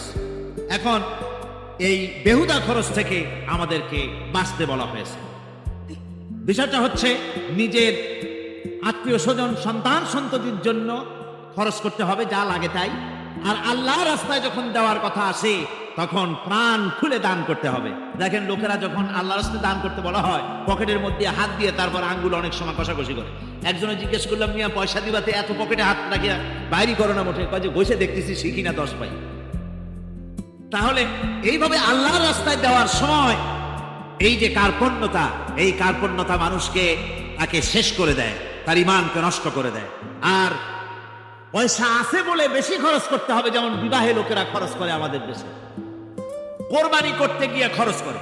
হ্যাঁ, কোরবানি করবেন আপনি, ভালো একটা কোরবানি করবেন, আপনার পয়সা যেমন আছেন তেমন। কিন্তু 50,000 টাকা দাম দিয়ে একটা গরু কিনা সেই গরুর গলায় মালা দিয়া এরপরে সারা শহরে প্রদর্শনী করতে হবে, এর কোনো যুক্তি নাই। আছে কোনো যুক্তি? যদি তা হয় তাহলে ওই গরু যিনি কেনেন তার গলায় মালাই দিয়া দুজনে একসাথেই ঘুরানো দরকার। বুঝলেন আমার বন্ধুগণ? আপনি কোরবানি করবেন, কোরবানি আপনার 10,000 টাকায় হয়ে যেতে পারে, 15,000 টাকায় হয়ে যেতে পারে। বাকি টাকাগুলি আল্লাহর রাস্তায় খয়রাত করে দেন। কত গরিব আত্মীয় আছে তাদের দিয়ে দেন। 50,000 টাকা দিয়ে বিরাট বাজারের সেরা গরু খরিদ করে কোরবানি দিচ্ছেন। অর্থটা কি? মানুষকে দেখাচ্ছেন আল্লাহর দরবারের গোশত যাবে না, চামড়া যাবে না, রক্ত যাবে না, যাবে আপনার নিয়ত। কি যাবে? নিয়ত। সুতরাং আল্লাহ রাস্তায় যখন খরচ করবেন সেই খরচ করার ব্যাপারে তখনও নিয়তটা দেখতে হবে। হালাল পথে খরচ করতে গেলেও নিয়তটা দেখতে হবে, এবং তখনও বেহুদা খরচ করা যাবে না। বিবাহে যেভাবে খরচ আজকাল করে মানুষেরা, হুজুর সাল্লাল্লাহু আলাইহি ওয়াসাল্লাম বলেছেন যে বিবাহে যত খরচ কম সেই বিবাহ তত বরকতপূর্ণ। আর আমরা মনে করি বিবাহে যত বেশি খরচ বাড়ানো যায় ততই এটা বেশি শানদার হবে। উল্টা চিন্তা করছি। আল্লাহ রাব্বুল আলামিনের পরে বলছেন আর রহমানের খাঁটি বান্দা যারা, তাদের 5 নম্বরের বৈশিষ্ট্য হচ্ছে যে তারা আল্লাহর সাথে, আল্লাহকে বাদ দিয়ে অন্য কাউকে ইলাহ বলে, মাবুদ বলে ডাকে না। এ ব্যাপারেও ব্যাখ্যা আমরা এই মাহফিলে দিয়েছি, মনে আছেন আপনাদের? আল্লাহ ছাড়া অন্য কাউকে ইলাহ বলে ডাকা যাবে না। ওয়ালা ইয়াকতুলুনা আন-নাফসাল্লাতী হারামাল্লাহু ইল্লা বিল হক। আর আল্লাহ যে সমস্ত প্রাণকে, আর ওই লোকেরা যারা নাকি আল্লাহ ছাড়া, ইমান রহমানের বান্দা যারা, তারা একদিকে তো আল্লাহ ছাড়া অন্য কাউকে ডাকে না, মাবুদ বলে স্বীকার করে না, অন্যদিকে আল্লাহর হারাম করা প্রাণগুলিকে তারা ধ্বংস করে না। অর্থাৎ আল্লাহ যাদেরকে হত্যা করতে নিষেধ করেছেন, প্রাণীদেরকে হত্যা করতে, মানুষ হত্যা করতে নিষেধ করেছেন, আল্লাহর নিষেধ, আল্লাহ যেগুলি জায়েজ করেছেন সেগুলি বাদ দিয়ে হত্যা করা, এগুলি তারা করে না। ওয়ালা ইয়াজনুন, আর তারা জেনা ব্যভিচারেও লিপ্ত হয় না। এটা হচ্ছে যে এই সমস্ত লোকগুলি তারা গুনাহ থেকে মুক্ত থাকতে চেষ্টা করে। তারা আল্লাহ ছাড়া আর কাউকে রব বলে ডাকে না, ইলাহ বলে ডাকে না, মাবুদ বলে ডাকে না। হযরত ইবনে মাসউদ রাদিয়াল্লাহু তাআলা আনহু বলেছেন, তিনি রাসূল পাক সাল্লাল্লাহু আলাইহি ওয়াসাল্লামের কাছে জিজ্ঞেস করেছিলেন, হে রাসূল, সবচাইতে বড় গুনাহ কি?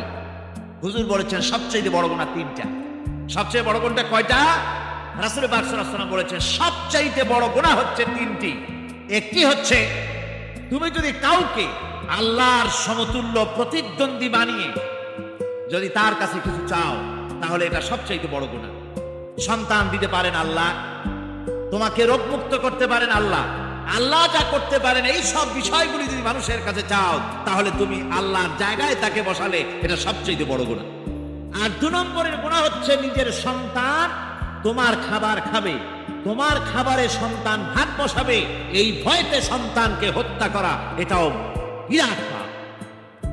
আর 3 নম্বরে হচ্ছে প্রতিবেশীর স্ত্রীর সঙ্গে জেনা করা, এটা হলো আরেকটি। মোট 3টি গুনাহ বলেছেন রাসূলুল্লাহ সবচাইতে মারাত্মক গুনাহ। তার মধ্যে এই গুনাহগুলি তো আমাদের সমাজে চালু আছে। একদিকে সমাজের ভেতরে রয়েছে আল্লাহ ছাড়া মানুষের কাছে, মাজারের কাছে গিয়া, কবরের কাছে গিয়া, কবরওয়ালার কাছে চাওয়ার এই রেওয়াজ চালু আছে।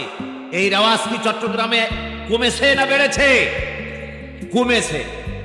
জোরে কোন আলহামদুলিল্লাহ। কমে গিয়েছে, আগের তুলনায় বহুত কমেছে। যারা এই মাজারকে নিয়ে ব্যবসা করে তারা অনেকে বলেছেন যে আমাদের ইনকাম আগে যা ছিল তার থেকে 4 আনায় নেমে গিয়েছে, 12 আনাই শেষ। জোরে কোন আলহামদুলিল্লাহ, জোরে বলেন আলহামদুলিল্লাহ। এই মাজার পূজা থেকে বাঁচতে হবে। 2 নম্বরে রয়েছে সমাজের ভিতরে চালু আছে এই যে সন্তান হত্যা করা, এই হত্যা করার এক রেওয়াজ চালু আছে। এরপরে রয়েছে এমনি মানুষকে হত্যা করা। কলেজ ইউনিভার্সিটিতে যেভাবে মানুষ হত্যা করা হচ্ছে, এরা জানে না নিজের আদর্শকে প্রতিষ্ঠার জন্য আন্দাজ এবং অনুমানের উপরে ভিত্তি করে জেদ করে মানুষকে হত্যা করছে। কি বলেন, করে না? আল্লাহ রাব্বুল আলামিন বলেন, মুমিন বান্দা কি কেউ যদি ইচ্ছে করে কাউকে হত্যা করে তাহলে তার জায়গা হবে জাহান্নাম, তার আর কোনো শাস্তি নাই, একমাত্র জাহান্নামী হবে তার শাস্তি, চিরকাল জাহান্নামের ভিতরে থাকতে হবে। জোরে বলেন নাউজুবিল্লাহ। আজকে কলেজের মধ্যে ইউনিভার্সিটিতে অনবরত আমরা হত্যাকাণ্ডের খবর শুনতে পাচ্ছি, সমানে হত্যা হচ্ছে। এই যে সন্ত্রাস এবং হত্যা যা হচ্ছে কলেজ ইউনিভার্সিটিতে, আপনারা আমাকে বলেন অনুরূপ হারে মাদ্রাসায় এই ধরনের সন্ত্রাস হচ্ছে? এত আস্তে জবাব দিলেন তাহলে বোধহয় হচ্ছে দেশে। মাদ্রাসায় সন্ত্রাসের কারণে কোন টাইটেল মাদ্রাসা, ফাজেল মাদ্রাসা সন্ত্রাসের কারণে বন্ধ হয়েছে এমন কোন নজির আপনারা পেয়েছেন? পান নাই। কেন পান? কলেজ বন্ধ হচ্ছে, ইউনিভার্সিটি বন্ধ হচ্ছে সন্ত্রাসের কারণে, মাদ্রাসা বন্ধ হয় না কেন? তার কারণ হচ্ছে কলেজ ইউনিভার্সিটিতে কোরআন পড়ানো হয় না, হাদিস পড়ানো হয় না, তাই তারা হত্যা করলে কি পাপ হয় তাও জানে না। হত্যা পাপ, হত্যার পাপ তো দূরের কথা, মানুষ কোরআন শুনতে আসে, কোরআন শুনতে আসাটাও তাদের বরদাস্ত হয় না।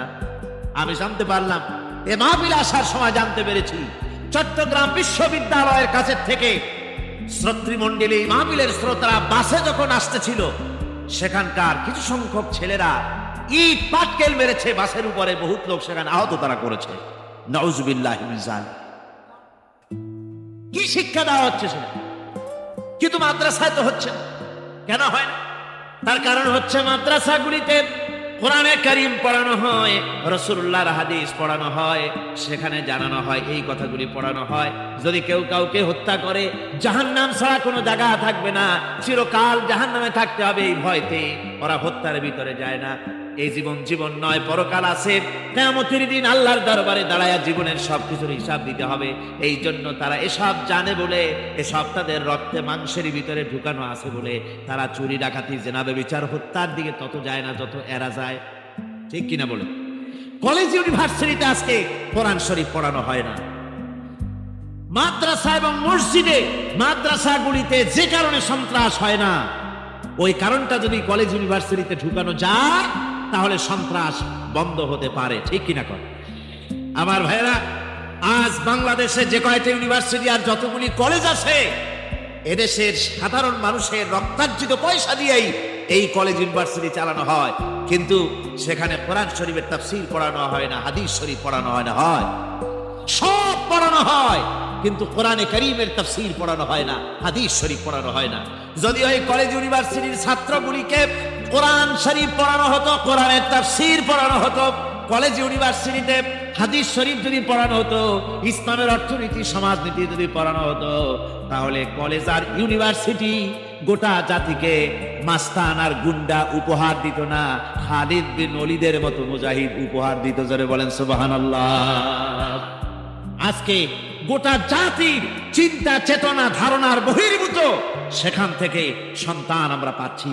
আজকে সেখানে ছেলে পাঠাচ্ছে বাপ, ছেলে পাঠাচ্ছে, ছেলে লেখাপড়া করে সেখান থেকে ভালোভাবে পাশ করে আসবে, চাকরি বাকরি করবে, মা বাপের সুখের কারণ হবে, কিন্তু দেখা যায় কিছুদিন পর সেখান থেকে চলে আসে সন্তান লাশ হয়ে বাপের ঘরে ফিরে এলো। কি শিক্ষা হচ্ছে? এই শিক্ষা ব্যবস্থার আমূল পরিবর্তন হওয়া দরকার। আপনারা অবাক হবেন, শিক্ষা ব্যবস্থার পরিবর্তন হওয়া দূরের কথা, কোরআন হাদিস কলেজ ইউনিভার্সিটিতে পড়ানো তো দূরের কথা, নামাজের জন্য কোনো তাগিদ নাই। কোন কলেজে কোন ইউনিভার্সিটিতে এরকমের তাগিদ আছে যে যারা মুসলমান ছাত্র জোহরের আজান হয়ে যাবে সব ছাত্র শিক্ষককে বাই হুক এন্ড ক্রুক মসজিদে যেতে হবে, 5 ওয়াক্ত নামাজ 5 জামাত আদায় করতে হবে, এমন হুকুম আছে? আছে। এর পরেও ছেলেরা যে যতটুকু ভালো আছে, অত বাস ভাঙছে ইউনিভার্সিটির সামনে পাইয়া, ওরা লাঠি ঝাঙ্গা নিয়ে যে দূর আসে না, এই তো কপা। কথা বুঝতে পেরেছেন? ওদের তো কিছু শিখানো হয় না, কিচ্ছু, অর্থাৎ চরিত্র সৃষ্টি তাদের করানো হয় না। নামাজের তাগিদ নাই, রোজার তাগিদ নাই, ওজনের একটা আলাদা জগৎ। যুবতী মেয়ে, যুবতী ছেলে, যুবক ছেলে পড়াশোনা করে, কো এডুকেশন, সহশিক্ষায় একসাথে যুবক পুরুষ আর যুবতী মহিলা একসাথে ওঠা বসা করছে, একসাথে পিকনিক করতে কোথায় হারায় যাচ্ছে, কি করতেছে না করতেছে দেখারও কেউ নাই। জোরে কর নাউজুবিল্লাহ। আল্লাহ রাব্বুল আলামিন বলেন তারা হত্যা থেকে বিরত থাকে, মানুষকে হত্যা করে না। ওয়ালা ইয়াজনুন, আর তারা ব্যভিচার করে না, জেনা ব্যভিচার করে না। জেনা ব্যভিচার সম্পর্কে কোরআন শরীফ বলছে, জেনা করা তো দূরের কথা, আল্লাহ পাক বলছেন জেনার নিকটবর্তী হয় না। জেনার নিকটবর্তী মানুষ হয় কিভাবে? জেনার নিকটবর্তী হওয়ার জন্য কতগুলি উপকরণ এবং উপাদান আছে। তা হচ্ছে অশ্লীল নৃত্য গীত, তা হচ্ছে যৌন আবেদনমূলক পত্র পত্রিকা, তা হচ্ছে অশ্লীল ছায়াছবি, তা হচ্ছে নারী সৌন্দর্যের প্রদর্শনী। এই সব জিনিসগুলি মানুষকে জেনার দিকে আকৃষ্ট করে। এসব কি আমাদের সমাজে চালু আছে? আমাদের সমাজে আছে? তো জেনার উপকরণ কি কি বললাম? জেনার উপকরণ হচ্ছে সহশিক্ষা, জেনার উপকরণ হচ্ছে নারীর সৌন্দর্য প্রদর্শনী, জেনার উপকরণ হচ্ছে অশ্লীল পত্র পত্রিকা এবং অশ্লীল ছায়াছবি। এগুলি মানুষকে জেনার দিকে আকৃষ্ট করে, উদ্বুদ্ধ করে। এসব আমাদের সমাজে চালু আছে। ব্যাঙ্গের ছাতার মতো ভিডিও ক্লাব চালু হয়েছে শহরের কোনায় কোনায়, রাস্তার মোড়ে মোড়ে। আর এ দিয়ে ছবি এনে মানুষ দেখতে থাকে আর চরিত্র নষ্ট হতে থাকে। এইসব কাজ যারা করবে, আল্লাহকে বাদ দিয়ে যারা আল্লাহকে বাদ দিয়ে অন্যকে মাবুদ বলে ডাকবে আর হত্যা করবে, জেনা করবে, আল্লাহ বলেন তাদেরকে কিয়ামতের দিন পুনঃ পুনঃ আযাব দেওয়া হবে। আর তাদেরকে ওয়ায়াখলুদ ফীহি মুহানা, তারা বড় লাঞ্ছনার জীবন যাপন করবে, সেখানে লাঞ্ছনার সাথে তারা বসবাস করবে। ইল্লা মান তাবা, এই সমস্ত আযাব থেকে বাঁচবে কারা? বাঁচবে সেই সব লোক যারা তওবা করেছে এবং নেক আমল করেছে। ফাউলাইকা ইউবাদদিলুল্লাহু সাইয়্যাতিহিম হাসানাত, আল্লাহ রাব্বুল আলামিন তাদের অন্যায় ত্রুটিপূর্ণ কাজগুলিকে ভালো দিয়ে বদলে দিবেন। সুবহানাল্লাহ ওয়া বিহামদিহি। ওয়া কানা আল্লাহু গফুরুর রহিমা, আর আল্লাহ পাক হচ্ছেন বড় ক্ষমাশীল এবং দয়াবান। এই সুসংবাদ তাদের জন্য যাদের জীবন নানা প্রকারের অপরাধে কলঙ্কিত করেছে যারা, এবং নিজেদেরকে সংশোধন করতে এখন ইচ্ছুক। জীবনে বহু গুনাহ করেছে, হারামি বদমাশি জিনা ব্যভিচার করেছি, এখন জীবনকে সংশোধন করতে চায়। এদের জন্য আল্লাহ রাব্বুল আলামিন এই সাধারণ ক্ষমা ঘোষণা করেছেন, জেনারেল এমনেস্টি ঘোষণা করেছেন। সাধারণ ক্ষমা ঘোষণা করে দিলেন যে তোমরা এখনো যদি হেদায়েত হতে চাও, চূড়ান্ত ধ্বংস থেকে যদি বাঁচতে চাও, তাহলে আমি তোমাদের জন্য তওবার পথ খুলে রেখেছি। আল্লাহ যদি এই তওবার পথ খুলে না দিতেন, তাহলে মানুষ হতাশায় নিরাশায় শয়তান হয়ে যেত। তার মানে আরো পাপ করত। যখন আর কোনো গুনাহ যখন মাফই হবে না, তখন আর কি করা যায়? আরো বেশি পাপের মধ্যে লিপ্ত হয়ে যেত। আমার ভাইরা, আল্লাহ রাব্বুল আলামিন মানুষের জন্য তওবা করার জন্য, গুনাহ মাফির জন্য দরজা খুলে রেখেছে।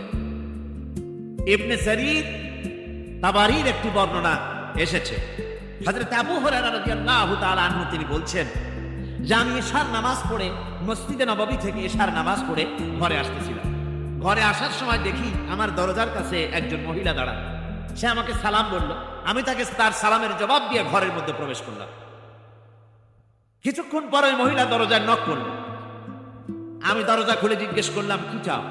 তিনি বললেন যে আমি শয়তানের ওয়াসওয়াসায় পড়ে জেনা করেছি এবং এই জেনা করার পর আমি গর্ভবতী হয়েছি, এরপরে একটা সন্তান হয়েছে, আমি সেই সন্তানকেও মেরে ফেলে দিয়েছি। এখন আমার বাঁচার পথ, আমার এখন এই গুনাহ মাফ হওয়ার পথ কি? হযরত আবু হুরায়রা রাদিয়াল্লাহু তাআলা বলছেন যে অসম্ভব, তোমার এই গুনাহ মাফ হবে না। মহিলা তখন যাওয়ার সময় কাঁদতে কাঁদতে কপালে আঘাত করতে করতে যাচ্ছিল যে আহারে, শরীরের এই রূপ, এই যৌবন, এই সৌন্দর্য কি তৈরি হয়েছিল জাহান্নামের আগুনে জ্বলার জন্য? এইভাবে করে চিৎকার দিতে দিতে মহিলা যাচ্ছিল। হযরত আবু হুরায়রা বলেন, আমি সকালবেলা আল্লাহ রাসূলের সঙ্গে ফজরের নামাজ আদায় করে আল্লাহ নবীকে ঘটনা শোনালাম। বললাম, হে রাসূল, আমি তো মহিলাকে এইরকম জবাব দিয়েছি। হযরত আবু হুরায়রা দৌড়ে গেলেন, বললেন, আমি ছুটতে লাগলাম, এমন ভুল আমি কথা বলেছি। মহিলা তো হতাশ হয়ে গিয়েছে। তিনি খুঁজতে খুঁজতে মহিলাকে পেয়ে গেলেন, যে বললেন, ও মহিলা, আল্লাহর হাবিব তোমার সম্পর্কে এই কথা বলেছেন, তুমি যদি তওবা করো আল্লাহ রাব্বুল আলামিন তোমাকে মাফ করে দিবেন আর তোমার দোষ ত্রুটিগুলি বিনিময় আল্লাহ তোমাকে নেক দিয়ে বদলায় দিবেন, তোমাকে আল্লাহ মাফ করবেন। মহিলা শোনা মাত্র আল্লাহু আকবার বলে চিৎকার মেরে সিজদায় পড়ে গেলেন। তিনি প্রাণ ভরে কাঁদলেন আর বললেন, আল্লাহ তোমার দরবারে শুকরিয়া আদায় করি যে আমার মতো গুনাহগারের জন্য তুমি যে তওবার দরজা খোলা রেখেছো। তিনি তার নিজের দাসীকে এবং তার বাচ্চাকে, কৃত দাসীকে আল্লাহর শকরার্থে মুক্ত করে দিলেন। আমার ভাইয়েরা, এভাবে করে যারা নাকি আল্লাহর দরবারে যারা এভাবে মাপ চায়, আল্লাহ পাক তাদেরকে মাফ করে দিবেন। তওবা করার জন্য রব্বুল আলামিন পথ খুলে রেখে দিয়েছেন। আবার অন্য হাদিসে এসেছে হযরতে রাসূল পাক সাল্লাল্লাহু আলাইহি ওয়াসাল্লামের কাছে এক বৃদ্ধ এসে বলেছিলেন, হে আল্লাহর নবী, আমি যত গুনাহ করেছি সমস্ত গুনাহ যদি দুনিয়ার মানুষেরকে ভাগ করে দেওয়া হয় তাহলে একযোগে সব মানুষকে তার ডুবাইয়া ছাড়বে, এত গুনাহ আমি করেছি। এমন কোন গুনাহ নাই যা আমি করি নাই। হে আল্লাহ রাসূল, আমার এই গুনাহ মাফ হবে নাকি? আল্লাহর নবী বলেন, তুমি কি মুসলমান হয়েছো? লোকটি বলল, হুজুর আমি মুসলমান হয়ে গেছি। আজ ওই লোকটি যখন কলেমা পড়লেন, বললেন আমি মুসলমান হয়েছি। আল্লাহ নবী বলেন, শোনো আল্লাহর বান্দা, তুমি যখন কলেমা পড়েছো তোমার পেছনের তামাম জিন্দেগির সমস্ত গুনাহ খাতা আল্লাহ রব্বুল আলামিন মাফ করে দিয়েছেন। শুধু মাফ করেন নাই, আরো কি করেছেন? প্রস্তুতি তোমার যা আছে, যে ব্যক্তি তওবা করে আল্লাহর পথে চলে, নেক আমল করে, পেছনের জীবনের দোষ ত্রুটি যা করেছেন সবগুলির বদলে আল্লাহ রব্বুল আলামিন নেকি লিখে দিবেন। জোরে বলেন সুবহানাল্লাহ। তার মানে কি? তার মানে হচ্ছে জীবনে যত অপরাধ করেছিল তওবা করে যখন ভালো কাজ করবে আর পেছনের কথাগুলি যখন মনে করবে গভীর রাত্রে, আল্লাহ আমি এই ধরনের পাপ করেছিলাম, চুরি করেছি, ডাকাতি করেছি, জেনা করেছি, মদ খেয়েছি, মিথ্যা কথা বলেছি, এই সব কথা বলে যত অনুশোচনা করবে আর অনুতপ্ত হবে, চোখ দিয়া যত পানি পড়বে, নতুন নতুন করে তার আমল নামে আল্লাহ নেকি লিখতে থাকবেন। জোরে বলেন সুবহানাল্লাহ। রব্বুল আলামিন তার বান্দাকে এত ভালোবাসেন, একজন সাহাবী কতগুলি পাখির বাচ্চা নিয়ে রাসূলের কাছে হাজির হয়েছেন। আল্লাহ নবী বলেন, পাখির বাচ্চাগুলি আনলা কেন? সাহাবী বলেন, হুজুর এই পাখির বাসাটা ভেঙে গিয়েছিল, বাচ্চাগুলি যখন ধরলাম ওর মা আমার মাথার উপরে ঠোকলাতে লাগলো। সে নিজের জীবনের মায়াকে উপেক্ষা করে বাচ্চাগুলিকে হেফাজত করার জন্য আমার উপরে ঝাঁপিয়ে পড়লো। আমি নিয়ে এসেছি এখানে, এই দেখুন ঘরের মধ্যে ঢুকেছে, এখানে ওই পাখিটা এসেছে। আমি রাসূলকে দেখাতে এলাম প্রাণী জগতে মায়ের সন্তানের প্রতি কত মায়া, সেটা দেখাতে এলাম। আল্লাহর নবী বলেন, ও সাহাবী, প্রাণী জগতে সন্তানের প্রতি মায়ের কতটুকু মহব্বত তুমি তাই আমাকে দেখাতে এসেছো। শোনো, এই প্রাণী জগতে সন্তানের প্রতি মায়ের যত মহব্বত তার চাইতে লক্ষ কোটি গুণে বেশি মহব্বত বান্দার প্রতি আল্লাহ রব্বুল আলামিনের। মহব্বতকে, করুণাকে, রহমতকে, ভালোবাসাকে 100 ভাগ করা হয়েছে। 100 ভাগ করে 99 ভাগ আল্লাহ নিজের কাছে রেখেছেন, আর একটা ভাগ তামাম পৃথিবীর প্রাণী জগতে আল্লাহ ছড়াই দিয়েছেন। একটা ভাগ দিয়েছেন সারা দুনিয়ায় প্রাণী জগতে। সেই একটা ভাগে এই শত সহস্র কোটি প্রাণীর মধ্যে যেটুকুন আমরা পাইছি, এতটুকুন মহব্বতের সন্তানের জন্য কলিজায়, সন্তানের কোনো অকল্যাণ হলে কলিজায় পানি থাকে না, সন্তানের কোনো অসুবিধা হলে বা মা বাপের কষ্ট হলে বা কারো কোনো কষ্ট হলে আমরা এই ধরনের আমাদের অবস্থা সৃষ্টি হয়ে যায়। এক ভাগ তামাম পৃথিবীর সমস্ত প্রাণী জগতে ছড়ায় দেওয়ার পর আমাদের অবস্থা যদি এই হয়, তাহলে 99 ভাগ রহমত যার কাছে, বান্দার প্রতি তার মহব্বত কতখানি। আমার বন্ধুগণ, রাসূল পাক সাল্লাল্লাহু আলাইহি ওয়াসাল্লাম বলেছেন, ও সাহাবীরা, একজন লোক উটের পৃষ্ঠে যাচ্ছিল কোথাও, উটের পৃষ্ঠে তার খাবার আছে, পানিও আছে, যেতে যেতে মরুদ্যানের মধ্যে সে বিশ্রাম করলো। ঘুমের থেকে জেগে দেখে উট নাই, খাবার নাই, পানিও নাই। বড় লোকটা কেমন পেরেশান হয়। সাহাবীরা বলেন, হুজুর উট হচ্ছে মরুভূমির জাহাজ, উট হারায় গেছে, টাকা পয়সা যা ছিল, খাদ্য খাবার ছিল, সব চলে গেছে, এর থেকে পেরেশানি তো আর কিছুই হয় না। হুজুর বলেন, লোকটা খানিকক্ষণ চিন্তা ভাবনা করতে করতে কিছুক্ষণ পর দেখলো উট ফিরে এসেছে, সমস্ত টাকা তার ওই খাদ্য আর পানিও নিয়ে হাজির হয়ে গেছে। বলো কেমন খুশি হয়? হুজুর, হযরত সাহাবীরা বলেন, হুজুর এর থেকে খুশি আর কি হতে পারে? লোকটার দিল তো ভরে যাবে। আল্লাহর নবী বলেন, ও সাহাবীরা, কোন বান্দা যদি আল্লাহ থেকে নাফরমান হয়ে যায়, নামাজ ছেড়ে দেয়, জেনা ব্যভিচার বদমাশি নাফরমানিতে যখন লিপ্ত হয়ে যায়, উঠারা ব্যক্তি উট পাওয়ার জন্য যেমন পেরেশানি বোধ করে, আল্লাহ রাব্বুল আলামিন তার ওই নাফরমান বান্দার জন্য আল্লাহ রাব্বুল আলামিন ফিরে আসার জন্য আল্লাহ রাব্বুল আলামিন চান। বান্দা যখন নাফরমান বান্দা নিজের গুনাহ বুঝতে পেরে যখন সেজদায় পড়ে গিয়া কান্দে, রব্বুল আলামিন আমার গুনাহ মাফ করে দাও, এইভাবে যখন কাঁদতে থাকে, রব্বুল আলামিন আল্লাহর হাবিব বলেন উঠারা ব্যক্তি উঠ পেরে পড়ে, ওই ব্যক্তি যত খুশি হন। কোন নাফরমান বান্দা যখন সেজদায় পড়ে যায়, আল্লাহ রব্বুল আলামিন এর চাইতে লক্ষ কোটি গুণে বেশি খুশি হয়ে যান। আল্লাহ পাক হচ্ছেন রহমান রহিম, গাফুরুর রহিম। পৃথিবীতে এমন কে আছে আপনি আমাকে বলেন, এমন কে আছে অপরাধ করবে না আর সে বলবে আয় তোরে মাফ করে দেই? বলেন এরকম আছে নাকি? কেউ বলেন আছে? এমন কি বাপ মা ছেড়ে অন্যায় করেছে, বাপ মার দিল চায় ছেলেটা যদি মাপ চাইতো বড্ড ভালো হতো, ওর সাথে প্রাণ ভরে কথা বলতাম, বুকের সাথে জড়িয়ে নিতাম। কিন্তু মুখ খুলে বলে না যে অপরাধ করেছিস মাপ চাইয়ে যা, এরকম বলে মা বলে না, বাপেও বলে না। কিন্তু একমাত্র মহান সত্য রব্বুল আলামিন বান্দা যখন গুনাহ করে আল্লাহ ডাকে, বান্দারে গুনাহ করেছিস ফিরে আয়, আমি তোরে মাফ করে দেব।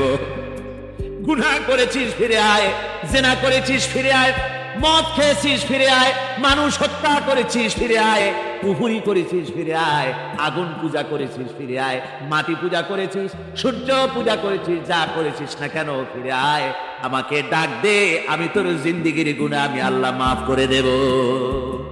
এই জন্য আল্লাহ রাব্বুল আলামিনকে যখন কোন বান্দা একবার ডাকে, দিল থেকে কলিজা থেকে একটা ডাক যদি দেয়, আল্লাহ হাজার ডাকের তুলনায় একটা ডাক আল্লাহ কলিজা থেকে ডাক।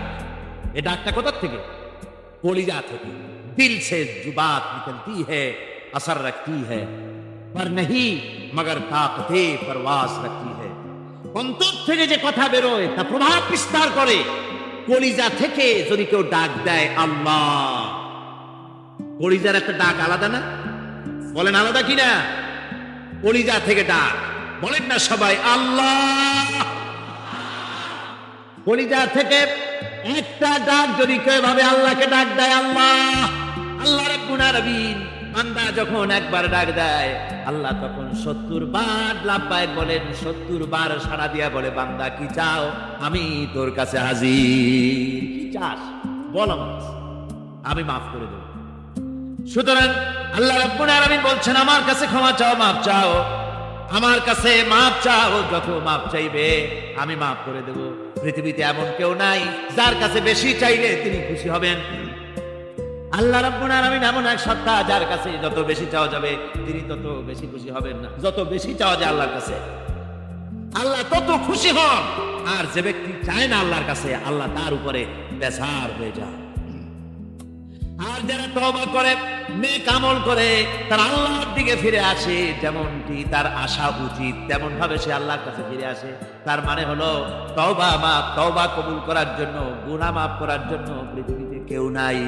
আছে কেউ? গুনাহ কি কেউ মাফ করতে পারে? দুনিয়ায় কেউ পারে? আকাশে কেউ পারে? আল্লাহ ছাড়া কেউ গুনাহ মাফ করতে পারে? যদি মানুষ তওবা করে, রব্বুল আলামিন বলেন সে এমন ভাবে তওবা করে আল্লাহর কাছে ফিরে এসেছে যেখানেই তার আসা উচিত, এই জায়গা ছাড়া আর তার কোনো যাওয়ার জায়গা নাই। সুতরাং সে জায়গা মতো এসেছে, অনুতপ্ত এবং অনুশোচনা করেছে। আল্লাহ পাক এ ধরনের অনুশোচনাকারীকে রব্বুল আলামিন ক্ষমা করে দিয়ে থাকেন। আর যারা মিথ্যার সাক্ষ্য হয় না, রহমানের বান্দা তারা যারা মিথ্যার সাক্ষ্য হয় না, এটা হচ্ছে ষষ্ঠ বৈশিষ্ট্য। আর তারা কোনো অনর্থক, কোন নিরর্থক কোনো কাজ যদি দেখে, ঘটনা দেখে, সেখান থেকে তারা শরীফ মানুষের মতো, একেবারে নিতান্ত ভদ্র মানুষের মতো সেখান থেকে কেটে পড়ে। গান বাজনা হচ্ছে, নাটক হচ্ছে, অশ্লীলতা হচ্ছে, গালাগালি হচ্ছে, অনর্থক কোনো কাজ হচ্ছে, নিরর্থক কোনো অনুষ্ঠান কিছু একটা হচ্ছে, ওখান থেকে একটা ভদ্রলোকের মতো, যেমন কোনো দুর্গন্ধময় জায়গা থেকে মানুষ যখন যায় নাকে রুমাল দিয়ে আস্তে করে সেখান থেকে পাশ কেটে চলে যায়, ঠিক কিনা? ঠিক ওইভাবে করে আল্লাহ পাক বলছেন আমার মুমিন বান্দারা এই ধরনের কোনো অনর্থক নিরর্থক, যে কাজের মধ্যে কোনো পরকাল নাই, আল্লাহ নাই, দুনিয়ার মানুষের স্বার্থ নাই, দেশের স্বার্থ নাই, রাষ্ট্রের স্বার্থ নাই, জনগণের স্বার্থ নাই, এই ধরনের সমস্ত গাল গপ্প নাটক উপহাস, এই ধরনের মজা, এই ধরনের অনুষ্ঠান যখন দেখে, আমার মোমেন বান্দারা সেখানে দাঁড়ায় না। ময়লার কাছ থেকে নাকে রুমাল দিয়ে মানুষ যেমন চলে যায়, এই লোকটিও তেমন অত্যন্ত ভদ্রের মতো আস্তে করে পাশ কেটে বেরিয়ে যায়। আর আমার বান্দাদের 7 নম্বরের রহমানের বান্দা, খাঁটি বান্দা যারা, তাদের 7 নম্বরের বৈশিষ্ট্য হচ্ছে এই যে ওই সমস্ত বান্দারা, তাদের কাছে যখন আমার আয়াতকে শোনানো হয়, আমার কোরআন তেলাওয়াত করে আমার আয়াত করে যখন নসিহত শোনানো হয়, তখন তারা বোবার মতো বদিরের মতো বসে থাকে না। কথা বুঝতে পেরেছেন? রহমানের খাঁটি বান্দা যারা, তাদের কাছে কোরআনের কথা ওয়াজ করে যখন শোনানো হয়, আল্লাহর কালাম যখন শোনানো হয়, আয়াত পড়ে পড়ে যখন নসিহত শোনানো হয়, তখন ওই ব্যক্তি অন্ধ এবং বধিরের মতো চুপ করে বসে থাকে না, বরং আমল করা শুরু করে দেয়। জোরে বলেন সুবহানাল্লাহ। যখন সে জানলো যে এগুলি হলো আল্লাহর মুরিদি কাজ, এগুলি আল্লাহর কাজ, আল্লাহ রাসূলের কাজ, তখন তা পালন করা শুরু করে দেয়। এই 5 দিন ধরে কোরআনের যে কথাগুলি হলো, এই কথাগুলি শোনার পর আপনারা কি বসে থাকবেন? বসে থাকবেন? যারা বসে থাকবে এইগুলি শোনার পরে, আল্লাহ তাদেরকে বলেছেন এরা হলো অন্ধ, এরা হলো বধির, এরা হলো বোবা। আমরা আল্লাহর এই যে কথা, আমরা কি অন্ধ আর বধির আর বোবা হবো নাকি? আমরা হবো না? আমরা অন্ধ নয়, বধির নয়, বোবা নই, বরং আল্লাহ যা বলেছেন, যা শুনলাম সামি'না ওয়া আতা'না, এই 5 দিন ধরে যা শুনলাম আল্লাহর কথা, কার কথা শুনলাম? আর সমস্ত কথা আমরা আমল করবো। জোরে কোন আমিন। আল্লাহ যেন কবুল করেন। জোরে কোন আমিন। আমল করা কি? বসে না থাকা কি? বসে না থাকা হচ্ছে যা শুনলাম, আল্লাহর যা ফরজ, যা হুকুম, তা মানবো। আল্লাহ যা নিষেধ করেছে তার থেকে ফিরে থাকবো, এটাই হলো কাজ। এরপরে রব্বুল আলামিন বলেন রহমানের বান্দা 8ম নম্বর এবং শেষ নাম্বার হচ্ছে এটা বৈশিষ্ট্য এই যে তারা রহমানের যারা খাঁটি বান্দা, আল্লাহর যারা খাঁটি বান্দা, তারা রব্বুল আলামিনের কাছে মুনাজাত করে, আমার রব, হে আমার আল্লাহ, হাবলানা মিন আজওয়াজিনা ওয়া যুররিয়াতিনা, আমাদের এবং আমাদের স্ত্রীদের আর আমাদের সন্তানদেরকে তুমি দয়া করে আমাদের চক্ষুর শীতলতা বানায় দাও। জোরে বলেন আমিন। আর আমার এই সন্তানদেরকে তুমি মুত্তাকিদের ইমাম বানায় দাও। শুধু মুত্তাকি বানায় না, মুত্তাকিদের নেতা বানায় দাও। জোরে বলেন সুবহানাল্লাহ। এই সূরাটা এইটা তখনকার কথা, যখন এই মুমিনদের মক্কি সূরা তো এটা, যখন মক্কা শরীফে দেখা গেল যে মুসলমানেরা, যিনি ইসলাম কবুল করেছেন তার বাপ কাফের, যিনি ইসলাম কবুল করেছেন কারো বাপ কাফের, কারো মা কাফের, কারো সন্তান কাফের, কারো মেয়ে কাফের, কারো জামাই কাফের, সব প্রিয়জনেরা কুফরি হালতে আছে। আর এগুলি দেখে তাদের চক্ষুর মধ্যে কাঁটা বিঁধতেছিল, চক্ষু জর্জরিত হয়ে যাচ্ছিল। নিজের সন্তানের চেহারা যত ভালো হোক, সন্তান যতই শিক্ষা দীক্ষা থেকে যতই উন্নত আর ভালো হোক না কেন, সে যদি জাহান্নামের দিকে অগ্রসর হতে থাকে, কোন নেককার ইমানদার পিতার মনে তার সান্ত্বনার কারণ হতে পারে না। সে তখন আল্লাহর দরবারে, আল্লাহ পাক বলেন ওই মুমিন বান্দারা আমার কাছে দোয়া করে যে রব্বুল আলামিন, আমার সন্তানদেরকে, আমার স্ত্রীদেরকে আমার চোখের শীতলতা বানাও, তাদের আমল আখলা কেমন বানাও, যাতে আমাদের চক্ষু ঠান্ডা হয়ে যায়। জোরে বলেন আমিন। জোরে বলেন আমিন। সন্তানদের জন্য আল্লাহর কাছে দোয়া করতে হবে। আপনারা দেখেন, চোখের সামনে দেখতে পাচ্ছেন সন্তান সিনেমায় যাচ্ছে, সন্তান নামাজ পড়ে না, সন্তান রোজা রাখে না, সন্তান মানুষের তৈরি করা মতাদর্শের পেছনে স্লোগান দিচ্ছে, দৌড়াচ্ছে, আর আপনি পিতা হয়ে তাকে ঠেকাচ্ছেন না। ওই ছেলে তো জাহান্নামে যাচ্ছে, আপনার দরদ হওয়া উচিত, ওই ছেলেকে ফিরানো দরকার, আর আল্লাহর কাছে দোয়া করা দরকার। আমার বন্ধুগণ, দোয়া আল্লাহ নিজেই শিখাই দিচ্ছেন, দোয়া করো। আল্লাহ পাক বলেন এই সব লোকদের জন্য, তারা যে সবর করেছিল, সেই সবরের কারণে আমি তাদের উত্তম জাযা দান করব। আর তাদের জন্য ফেরেশতারা চতুর্দিক থেকে ফেরেশতারা তাদের জন্য সম্বোধন করবে, তাদেরকে সম্বর্ধনা দিবে। ফেরেশতারা তাদের সম্বর্ধনা দিবে, চতুর্দিক থেকে ফেরেশতারা আসতে থাকবে, আর তারা সালাম দিতে থাকবে, তাদেরকে সম্বর্ধনা দেবে বেহেশতীদেরকে, আর বলবে তোমাদের জন্য এই পরকালের এই ঘরটা, এই জায়গাটা কতই না উত্তম করে আল্লাহ তৈরি করে রেখেছেন। বলেন সুবহানাল্লাহ। সালামুন আলাইকুম। আল্লাহ বলছেন উলাইকা ইউজসাউনাল গুরফাতা বিমা সাবারু, তোমরা যে সবর ইখতিয়ার করেছিলে সেজন্য আজকে তোমাদের জন্য আমি এই বিরাট নিয়ামত তোমাদের জন্য রেখেছি। দিনকে চালু করতে গেলে, ইসলামী আন্দোলন করতে গেলে বিপদ আসে, আর সেই বিপদে সবর ইখতিয়ার করতে হয়। কত ভয় আসে, লোভ আসে, কত কিছু আসে, এগুলি কি উপেক্ষা দয়া করে যারা ইসলামী আন্দোলনের জন্য নফসের খায়েশকে আরামকে হারাম করে দিয়ে আন্দোলনে যারা ঝাঁপিয়ে পড়তে পারে তাদের জন্য আল্লাহ পাক এই সমস্ত নেয়ামত রেখে দিয়েছেন। ও নবী, আপনি এদেরকে বলেন, আপনি এই লোকগুলিকে বলেন যে তোমাদের ব্যাপারে আল্লাহর কি প্রয়োজন পড়েছে যদি তোমরা আল্লাহকে নাই ডাকো, আল্লাহর কাছে যদি দোয়া না করো, যদি হাত না পাতো, আল্লাহকে যদি না ডাকো, তাহলে তোমাদের এদিকে আল্লাহর দরকার কি? ফাকাদ কাযাবতু, তোমরা তো অস্বীকার করে চলছো। ফাসাউফা ইয়াকুনু লিযামা, খুব তাড়াতাড়ি করে তোমরা বুঝতে পারবে, এমন অবস্থা, এমন আযাব আসবে যে তখন তোমাদের প্রাণ বাঁচানোই দায় হয়ে পড়বে। আমার বন্ধুগণ, একটা মানুষের সাথে আর মানুষের সৃষ্টি আর পাথরও সৃষ্টি, পাথরও একটা মাখলুক, মানুষও মাখলুক। পাথরের সাথে মানুষের পার্থক্য কোথায়? পাথর আল্লাহর দরবারে হাত তুলতে পারে না, আল্লাহকে ডাকতে পারে না, মোনাজাত করতে পারে না। মানুষ ডাকতে পারে, হাত তুলতে পারে, তার হাত দেওয়া আছে। মানুষ হয়ে যদি আল্লাহর দরবারে হাত তুলতে না পারলেন, চোখের পানি যদি না ফেলতে পারলেন, আল্লাহ পাক বলছেন, ও নবী বলে দেন, আপনি বলুন তোমাদের দিয়ে কি প্রয়োজন আল্লাহর? লাউলা দুআউকুম, তোমরা যদি সেই আল্লাহকে যদি না ডাকো, যদি তার কাছে হাত না তোলো, তাহলে তোমাদের দিয়ে আল্লাহর দরকারটা কি? তোমাদেরকে রব্বুল আলামিন তৃণখণ্ডের মতো উড়িয়ে দিবেন, কোন মর্যাদা থাকবে না আল্লাহর কাছে। সুতরাং মর্যাদা পেতে হলে আল্লাহকে ডাকতে হবে, আল্লাহর কাছে চাইতে হবে। এভাবে করে আল্লাহ পাক তার বান্দাদেরকে নির্দেশ করছেন। আমার বন্ধুগণ, এই মোট 8টি বৈশিষ্ট্য ইসলামের আপনার মুমিন বান্দাদের জন্য, রহমানের খাঁটি বান্দাদের জন্য এই 8টি বৈশিষ্ট্য আল্লাহ পাক দান করেছেন। এই 8টি বৈশিষ্ট্য যেন আল্লাহ পাক আমাদের মধ্যে দান করে দেন। জোরে বলেন আমিন, আরো জোরে বলেন আমিন। 8টি বৈশিষ্ট্যের জন্য আল্লাহ পাক বেহেশত রেখেছেন। 8টি বেহেশত কয়টি? এই 8টি বেহেশতের দরওয়াজা আল্লাহ যেন আমাদের জন্য কিয়ামতে খুলে দেন। জোরে বলেন আমিন।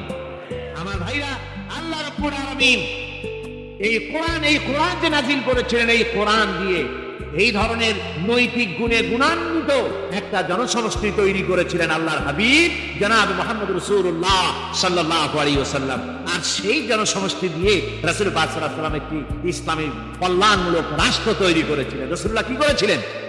একটা রাষ্ট্র। এইটা বললাম, এই 5 দিন ধরে যা বললাম, এই সব গুণাবলী দিয়ে, এই সব বৈশিষ্ট্য দিয়ে রাসূলুল্লাহ একটা জনগোষ্ঠী তৈরি করেছিলেন। সেই জনগোষ্ঠী নিয়ে মক্কি জিন্দেগি থেকে রাসূলুল্লাহ মদিনায় আসলেন। আর মদিনায় এসে রাসূলুল্লাহ এখন রাষ্ট্রপ্রধান হয়ে গেলেন। কি হয়ে গেলেন? রাষ্ট্রপ্রধান, প্রেসিডেন্ট হয়ে গেলেন। রাসূলুল্লাহ আজকে প্রেসিডেন্ট, রাষ্ট্র হলো। আর কোরআন দিলেন সংবিধান হিসাবে, শাসনতন্ত্র হিসাবে।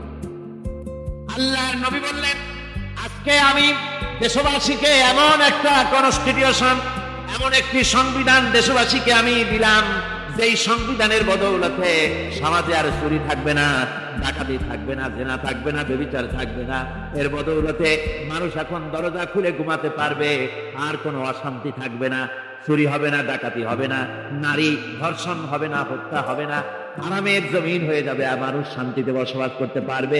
হুজুর বললেন, খায়রুল কুরুনি কারনি, সর্বশ্রেষ্ঠ যুগ হচ্ছে আমার যুগ। আমার বন্ধুগণ, কোরআনের সমাজই ছিল পৃথিবীর সর্বশ্রেষ্ঠ সমাজ। সেই সমাজ ব্যবস্থাকে আমরা ভুলে গিয়েছি। আজকে সমাজতন্ত্র ব্যর্থ হলো কেন? কমিউনিজম ব্যর্থ হলো কেন? ব্যর্থ হওয়ার একমাত্র কারণ হলো তারা মানুষকে খেতে দিতে পারে নাই, পড়তে দিতে পারে নাই। পুঁজিবাদও ব্যর্থ, সমাজতন্ত্র ব্যর্থ। আসলে ওরা বলেছে আমরা সবাইকে সমান করে দেব, খাইতে দেব, পড়তে দেব, কাপড় দেব, চোপড় দেব, ওষুধ দেব, তোমাদের মৌলিক অধিকার, মৌলিক প্রয়োজন মিটাবো, এগুলি সব তারা বলেছে। কিন্তু মৌলিক প্রয়োজন মিটাতে পারে নাই। 70 বছর যেতে পারল না, বিদায় হয়ে গিয়েছে। মৌলিক প্রয়োজন মিটাতে পারে শুধুমাত্র কোরআন। কে মিটাতে পারে? জোরে বলেন, কে পারে? কোরআন পারে মানুষের মৌলিক প্রয়োজন মিটাতে। তাই কোরআনে কারীমকে আল্লাহ রাব্বুল আলামিন অবতীর্ণ করলেন। আর কোরআন দিয়ে রাসূল পাক সাল্লাল্লাহু আলাইহি ওয়াসাল্লাম একটা সমাজ তৈরি করলেন, এমন সমাজ যেখানে রাষ্ট্রপ্রধানের পেট ফুলে উঠলো না খাইয়া, রাষ্ট্রপ্রধানের বিরাট বিল্ডিং উঠলো না, বিদেশে টাকা জমা হলো না। আজকে আমরা দেখি পৃথিবীতে কত জায়গায় রাষ্ট্রপ্রধান নিজের ছেলে পেলে নাই, হাওলাত করা ছেলে একটা, তাও যদি এত টাকা পয়সা বিদেশে জমা করে, তাহলে মানুষেরা মন্তব্য করে যদি নিজের ছেলে থাকতো তাহলে তো গোটা বাংলাদেশ বিদেশি ব্যাংকে জমা দিয়ে দিত। ইসলাম পৃথিবীতে এসেছে মানুষকে এমন এক শান্তির বিধান দিতে। রাষ্ট্রপ্রধান মুহাম্মদ রাসূলুল্লাহ সাল্লাল্লাহু আলাইহি ওয়াসাল্লাম মানুষ খাবার পেয়েছে, দরজা খুলে ঘুমাবার সুযোগ পেয়েছে। আজ হযরত আবু হুরায়রা রাদিয়াল্লাহু তাআলা আনহু বলেন, আমি রাসূলুল্লাহর কাছে গেলাম, হুজুরকে গিয়ে সালাম করলাম। আল্লাহর নবী সালামের জবাব দিলেন, কিন্তু দেখতে পেলাম মুখ নড়ে, আওয়াজ বেরোলো না। কারণ কি? কাছে গিয়ে দেখি নবীজি ক্ষুধার যন্ত্রণায় কথা বলতেছেন, আওয়াজ বেরোতেছে না। এত ক্ষুধা লেগেছে আল্লাহর নবীর। 2-4 দিন চলে গেছে, খাবার নাই। রাসূলুল্লাহ সমস্ত গনিমতের মাল, যাকাত সদকার মালগুলি, খাদ্য দ্রব্যগুলি দুহাতে বিতরণ করেছেন। নিজের পেটে খাবার নাই, মানুষকে দিতেছেন। দিতে দিতে ইশার নামাজ পড়ে নবীজি ঘরের মধ্যে প্রবেশ করে হযরত আয়েশা সিদ্দিকা রাদিয়াল্লাহু তাআলা আনহাকে ডেকে বলেন, আয়েশা রে, সারাদিন কষ্ট করেছি, দারুণ ক্ষুধা লেগেছে, তাড়াতাড়ি করে কিছু খাবার আমারে এনে দাও। হযরত আয়েশা হুজুরের ক্ষুধার্ত শ্রান্ত ক্লান্ত চেহারার দিকে তাকাইয়া হযরত আয়েশা কেঁদে ফেলেছেন। হযরত মা আয়েশা কাঁদেন আর বলেন, ইয়া রাসূলুল্লাহ, হে আল্লাহর নামের কসম করে বলি, আমি আয়েশার ঘরে কোনো পানি ছাড়া কোনো খাবার নাই। এই ছিল রাসূলের আদর্শ। হাদিস শরীফে এসেছে, আল্লাহর নবী বলেন, তোমরা যদি রাষ্ট্রীয় ক্ষমতায় যাও, বাড়ি না থাকলে সরকারি খরচ একটা বাড়ি নিতে পারো। তোমার যদি যানবাহন না থাকে, সরকারি খরচে যানবাহন নিতে পারো। ছেলে মেয়ের কাপড় চোপড়, লেখাপড়া, শিক্ষা চিকিৎসার জন্য যদি না থাকে, তাহলে তুমি সরকার থেকে নিতে পারো। কিন্তু এর থেকে এক চুল পরিমাণ যদি পাও বাড়াও, সরকারের মাল জনগণের মাল, এর থেকে প্রয়োজনের বাইরে যদি তুমি নিজের জন্য নিতে থাকো, কিয়ামতের দিন আল্লাহর দরবারে চোরের কাতারে তোমারে দাঁড়ানো লাগবে। দুনিয়ায় যত সম্মান পাও না কেন, কিয়ামতে আল্লাহর দরবারে কিসের কাতারে দাঁড়াবে? চোরের কাতারে দাঁড়াতে হবে। রাসূল পাক সাল্লাল্লাহু আলাইহি ওয়াসাল্লাম এমন এক সমাজ কায়েম করেছিলেন। আমার হতাশাগ্রস্ত ছাত্ররা, যেসব ছাত্ররা সমাজতন্ত্র তোমরা করো, যারা সমাজতন্ত্র করতে হতাশাগ্রস্ত হয়েছে, এখন যাবো কোথায় বলে হতাশ হয়ে গিয়েছে তোমরা, আমরা তোমাদেরকে দাওয়াত দেই, কোরআনের মাহফিল থেকে দাওয়াত দেই, ফিরে আসো। হতাশ হওয়ার কোনো কারণ নাই। লেনিন মরার, ও মরে গেছে। কার্ল মার্কস মরার, মরে গেছে, পচে গেছে, গলে গেছে, দুনিয়া থেকে শেষ হয়ে গিয়েছে। আল্লাহর নবীর নেতৃত্ব, সূর্য যতদিন উঠবে আর ডুববে, নবীজির নেতৃত্ব শেষ হবে না। ওই নেতৃত্বে আসো, রাসূলের নেতৃত্ব মেনে নাও, কোরআনের শাসন মেনে নাও, তাহলেই শান্তি পাবে তোমরা। সাল্লাল্লাহু আলাইহি ওয়াসাল্লাম মানুষের মৌলিক প্রয়োজন মিটিয়ে দিয়েছেন। হাদিস শরীফে তার প্রমাণ আছে। মৌলিক প্রয়োজন মানুষের মিটিয়ে দিয়েছেন, যার যা দরকার, খাদ্য, শিক্ষা, চিকিৎসা, বাসস্থান, বস্ত্র, এই সবগুলি মৌলিক অধিকার। রাসূলুল্লাহ বলেছেন প্রত্যেক আদম সন্তানের এটা অধিকার আছে, সকলে এটা পাবে। আমার ভাইরা, রাসূল পাক নিজে ক্ষুধায় কষ্ট করলেন, কিন্তু মানুষের ক্ষুধা নাই। বাড়ি বাড়ি গিয়ে হুজুর খোঁজ খবর নিতেছেন। এমনকি আল্লাহর নবী, যেসব বাড়িতে পুরুষ নাই, মেয়ে লোক, বিধবা মেয়ে লোক, গরিব মানুষ, বাড়িতে কেউ নাই, বিশ্ব নবী তার বাড়ি গিয়ে বলেছেন, তোমার বাজার লাগবে নাকি আমারে বলো, বাজারটা করে দেই। সুবহানাল্লাহ ওয়া বিহামদিহি, সুবহানাল্লাহ ওয়া বিহামদিহি। আমার বন্ধুগণ, আল্লাহর নবী বলেছেন, রাসূলুল্লাহ যেদিন বাইতুল মাল ব্যাংকের উদ্বোধন করলেন, ব্যাংক উদ্বোধনী দিনে রাসূলুল্লাহ ভাষণ দিলেন, মান তারাকা দাইনান আও দিয়ান ফালাইয়া। আমার রাষ্ট্রের ভিতরে কোন মানুষ যদি ঋণগ্রস্ত হয়ে মারা যায়, তাহলে ঋণ পরিশোধের অর্থ যদি তার কাছে না থাকে, তাহলে ওই ব্যক্তি ঋণের বোঝা, আর তার বিধবা স্ত্রী, আর তার এতিম সন্তানগুলি, আর তার দায় দায়িত্ব, সমস্ত ঋণের বোঝাগুলি আমি স্টেট প্রধান, আমি মুহাম্মদ সাল্লাল্লাহু আলাইহি ওয়াসাল্লাম আমার কাঁধের উপরে উঠায়া নিলাম। এটাই হলো ইসলাম। এটা হচ্ছে ইসলাম, হচ্ছে ওয়েলফেয়ার স্টেট। ইসলাম হচ্ছে একটি কল্যাণমূলক রাষ্ট্র। এই কল্যাণ রাষ্ট্রের দিকে আজকের যুব শক্তিকে এগিয়ে আসতে হবে। সমাজ, তোমাদের নেতারা যারা এখনো সমাজতন্ত্রের কথা বলে, ওরা রাজনীতির ব্যবসা করে। কিসের ব্যবসা করে? ওরা রাজনৈতিক ব্যবসায়ী। নিজেদের নেতৃত্ব টিকে রাখার জন্য অহেতুক এখনো সমাজতন্ত্রের গুলি আওড়ায়। আমার যুবক ভাইরা, আমার যুবক ছেলেরা, কলেজ ইউনিভার্সিটির ছাত্ররা, ফিরে আসো, আল্লাহর দ্বীনের কাছে আসো, কোরআনের কাছে আসো।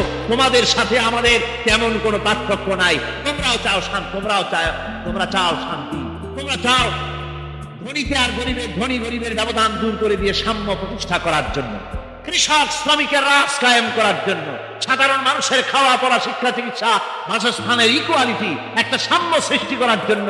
আল্লাহর কসম, তোমরা ওই মতবাদ দিয়ে এই সাম্য সৃষ্টি করতে পারবে না।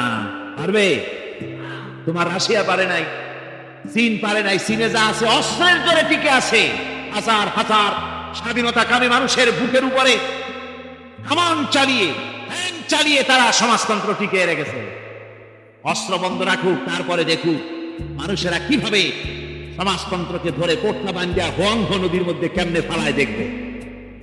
ওই রাজনৈতিক ব্যবসায়ীদের কথার পেছনে পড়ো না, ফিরে আসো ইসলামের দিকে, কোরআনের দিকে। তোমার শক্তি সবটুকু এখানে লাগাও, এখানে আন্দোলন করো।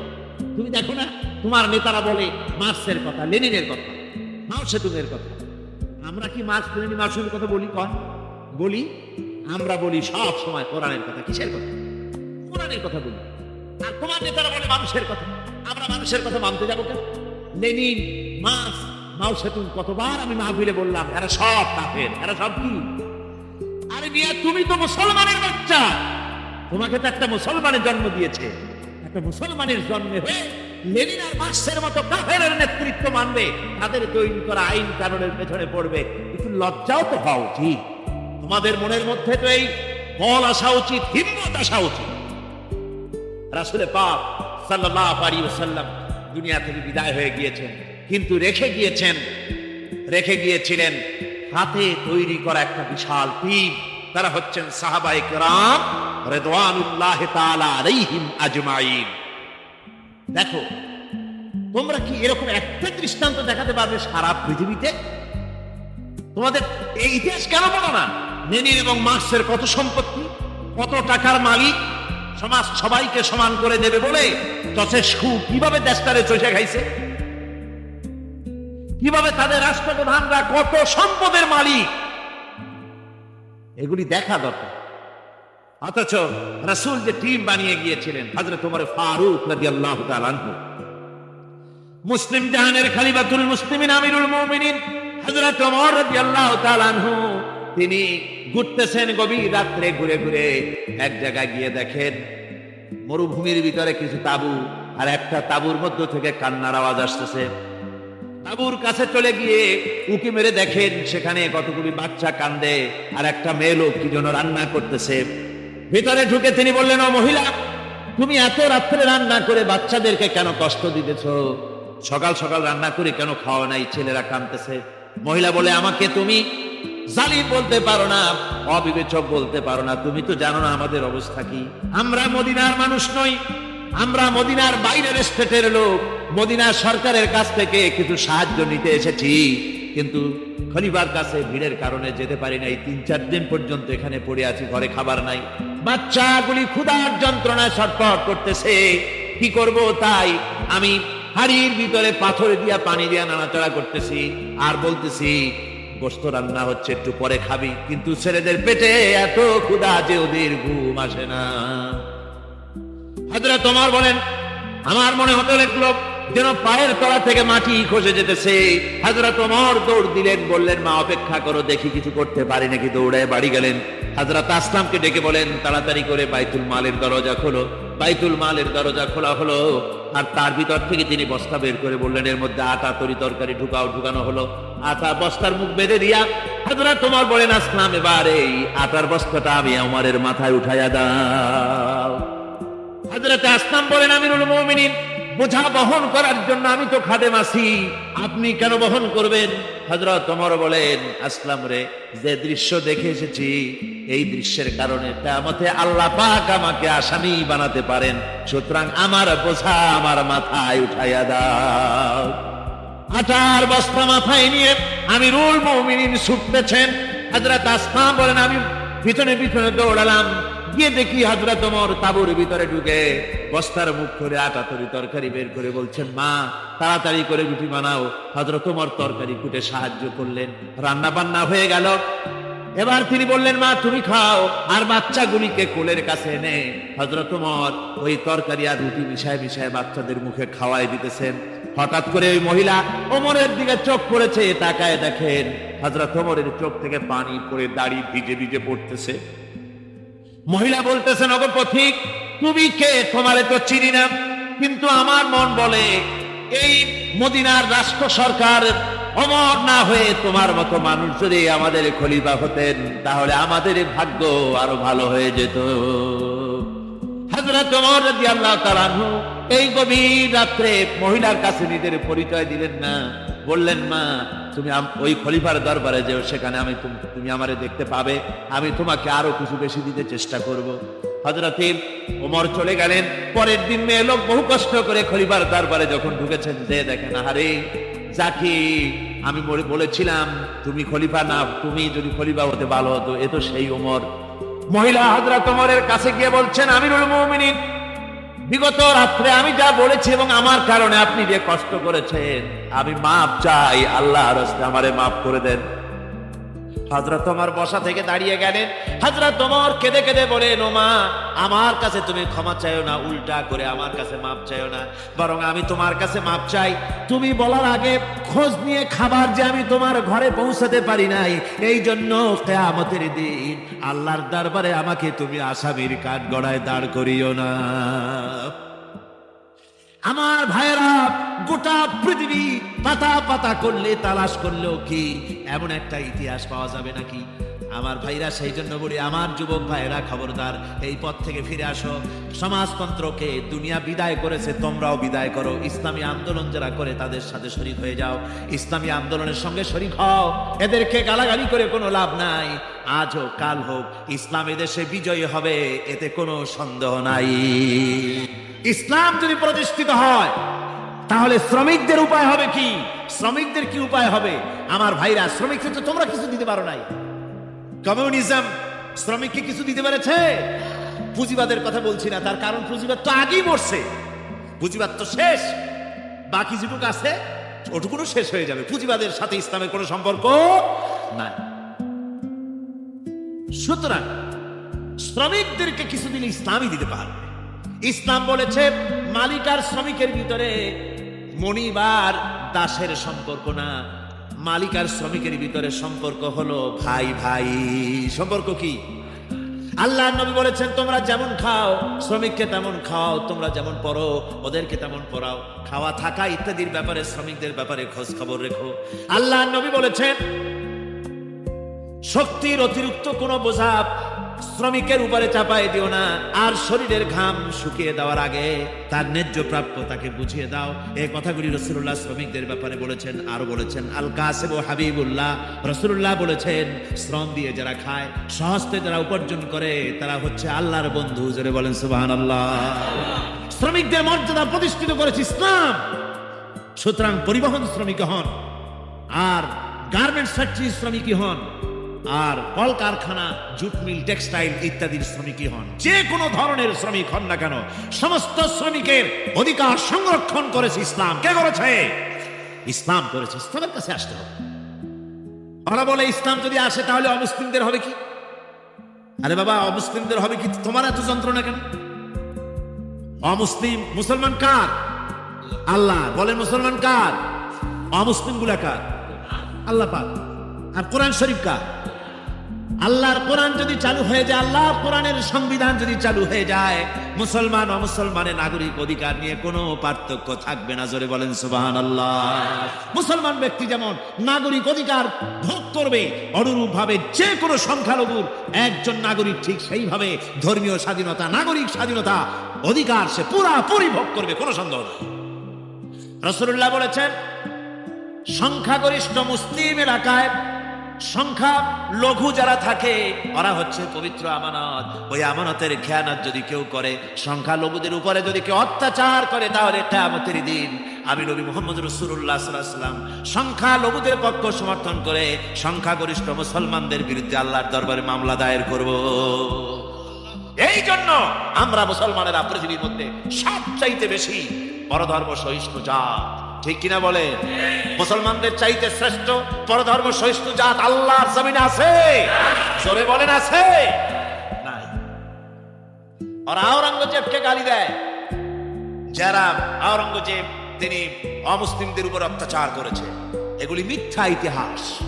বরং বিগত 800 বছরের ইতিহাসে এই ইতিহাস নাই, এ ধরনের কথা নাই যে আলমগীর আওরঙ্গজেব হিন্দুদের, শিখদের উপাসনালয়, মন্দির ইত্যাদি তৈরি করার ব্যাপারে রাজকোষ থেকে যত অর্থ খরচ করেছেন, আজ পর্যন্ত পৃথিবীর কোন সরকার রাজকোষ থেকে এত অর্থ অন্য ধর্মের মানুষের ধর্মীয় প্রতিষ্ঠান উপাসনালয় তৈরি করার জন্য এত খরচ আর কেউ করে না।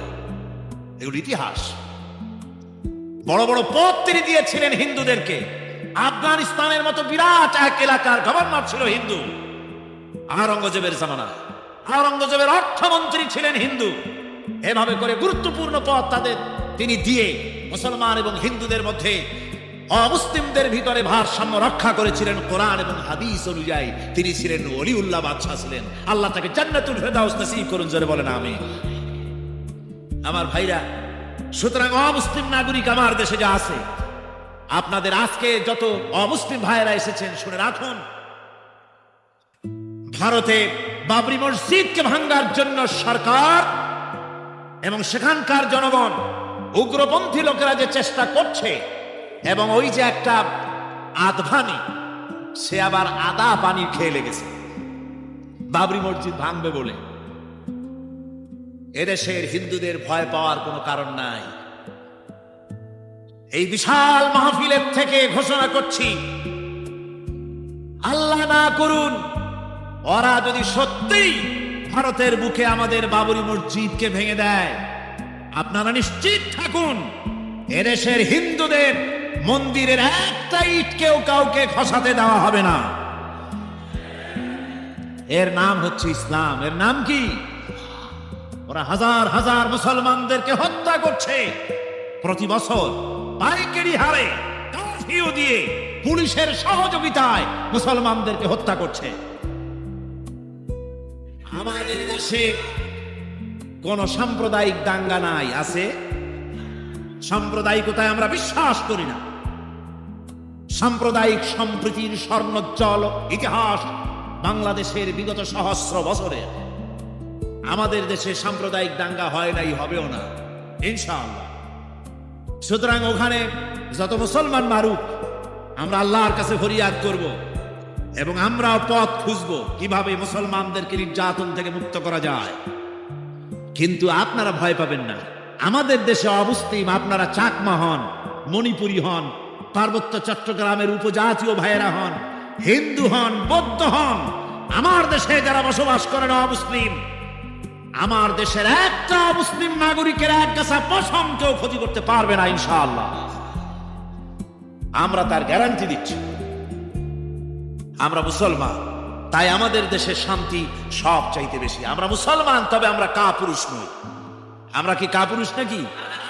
আমরা দেখছি কাশ্মীরের উপরে ভারত যে অত্যাচার চালাতেছে, কাশ্মীরের পাক দামান মহিলাদেরকে ধর্ষণ করছে, মসজিদের ভেতরে জুমার দিন স্টেন গানের ব্রাশ ফায়ার দিয়ে মুসল্লিদেরকে সেজদার অবস্থায় শহীদ করতেছে।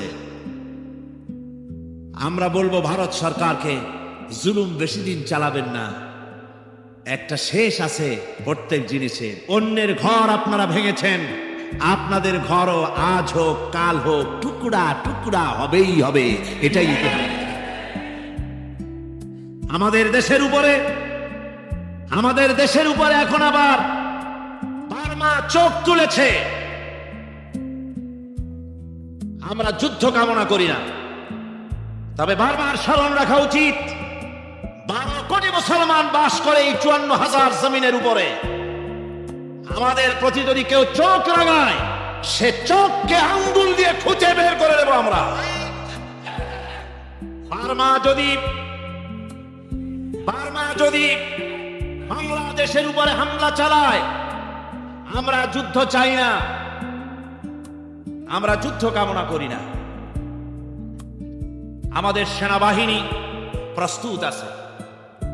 একটা কথা মনে পড়ছে এখন, যারা বলেছিলেন বাংলাদেশের সাথে কার যুদ্ধ হবে, সেনাবাহিনীর কোনো দরকার নাই আমাদের দেশে, এমন কথা যারা বলেছেন, এখন তারা গিয়ে বারবার বর্ডারে যান। সেনাবাহিনী নিশ্চয়ই দরকার আছে। আমার দেশের সেনাবাহিনী আমাদের গর্ব, আমাদের অহংকার। সুতরাং বার্মা যদি আমাদের গায়ে হাত তোলে, তাহলে শুধু আমার দেশের এয়ার ফোর্স, ল্যান্ড ফোর্স, আমার দেশের পদাতিক বাহিনী শুধু যুদ্ধ করবে না, বাংলাদেশের ছাত্র, শিক্ষক, বুদ্ধিজীবী, শ্রমিক, আলেম, পীর, সাধারণ জনগণ হাতের কাছে যা আছে তাই নিয়ে বার্মা তোমাকে টুকরা টুকরা করে জমিন থেকে বিদায় করবে ইনশাআল্লাহ। বার্মা চট্টগ্রামের কাছে, কক্সবাজারের কাছে, বাংলাদেশের প্রতিটি ইঞ্চি জমিন আমাদের ইমানের সাথে, রক্তের সাথে সম্পর্ক, ঠিক কিনা কেন? সুতরাং আমার দেশের স্বাধীনতা, আমার দেশের সার্বভৌমত্ব, বাংলাদেশের প্রতি ইঞ্চি জমিন আমরা রক্ত দিয়ে হেফাজত করব, পারবেন কিনা বলুন? ইসলাম শ্রমিকের অধিকার প্রতিষ্ঠিত করেছে, ইসলাম কৃষকের অধিকার প্রতিষ্ঠিত করেছে, সংখ্যালঘুদের অধিকার প্রতিষ্ঠা করেছে, ইসলাম নারীর অধিকারও প্রতিষ্ঠা করেছে।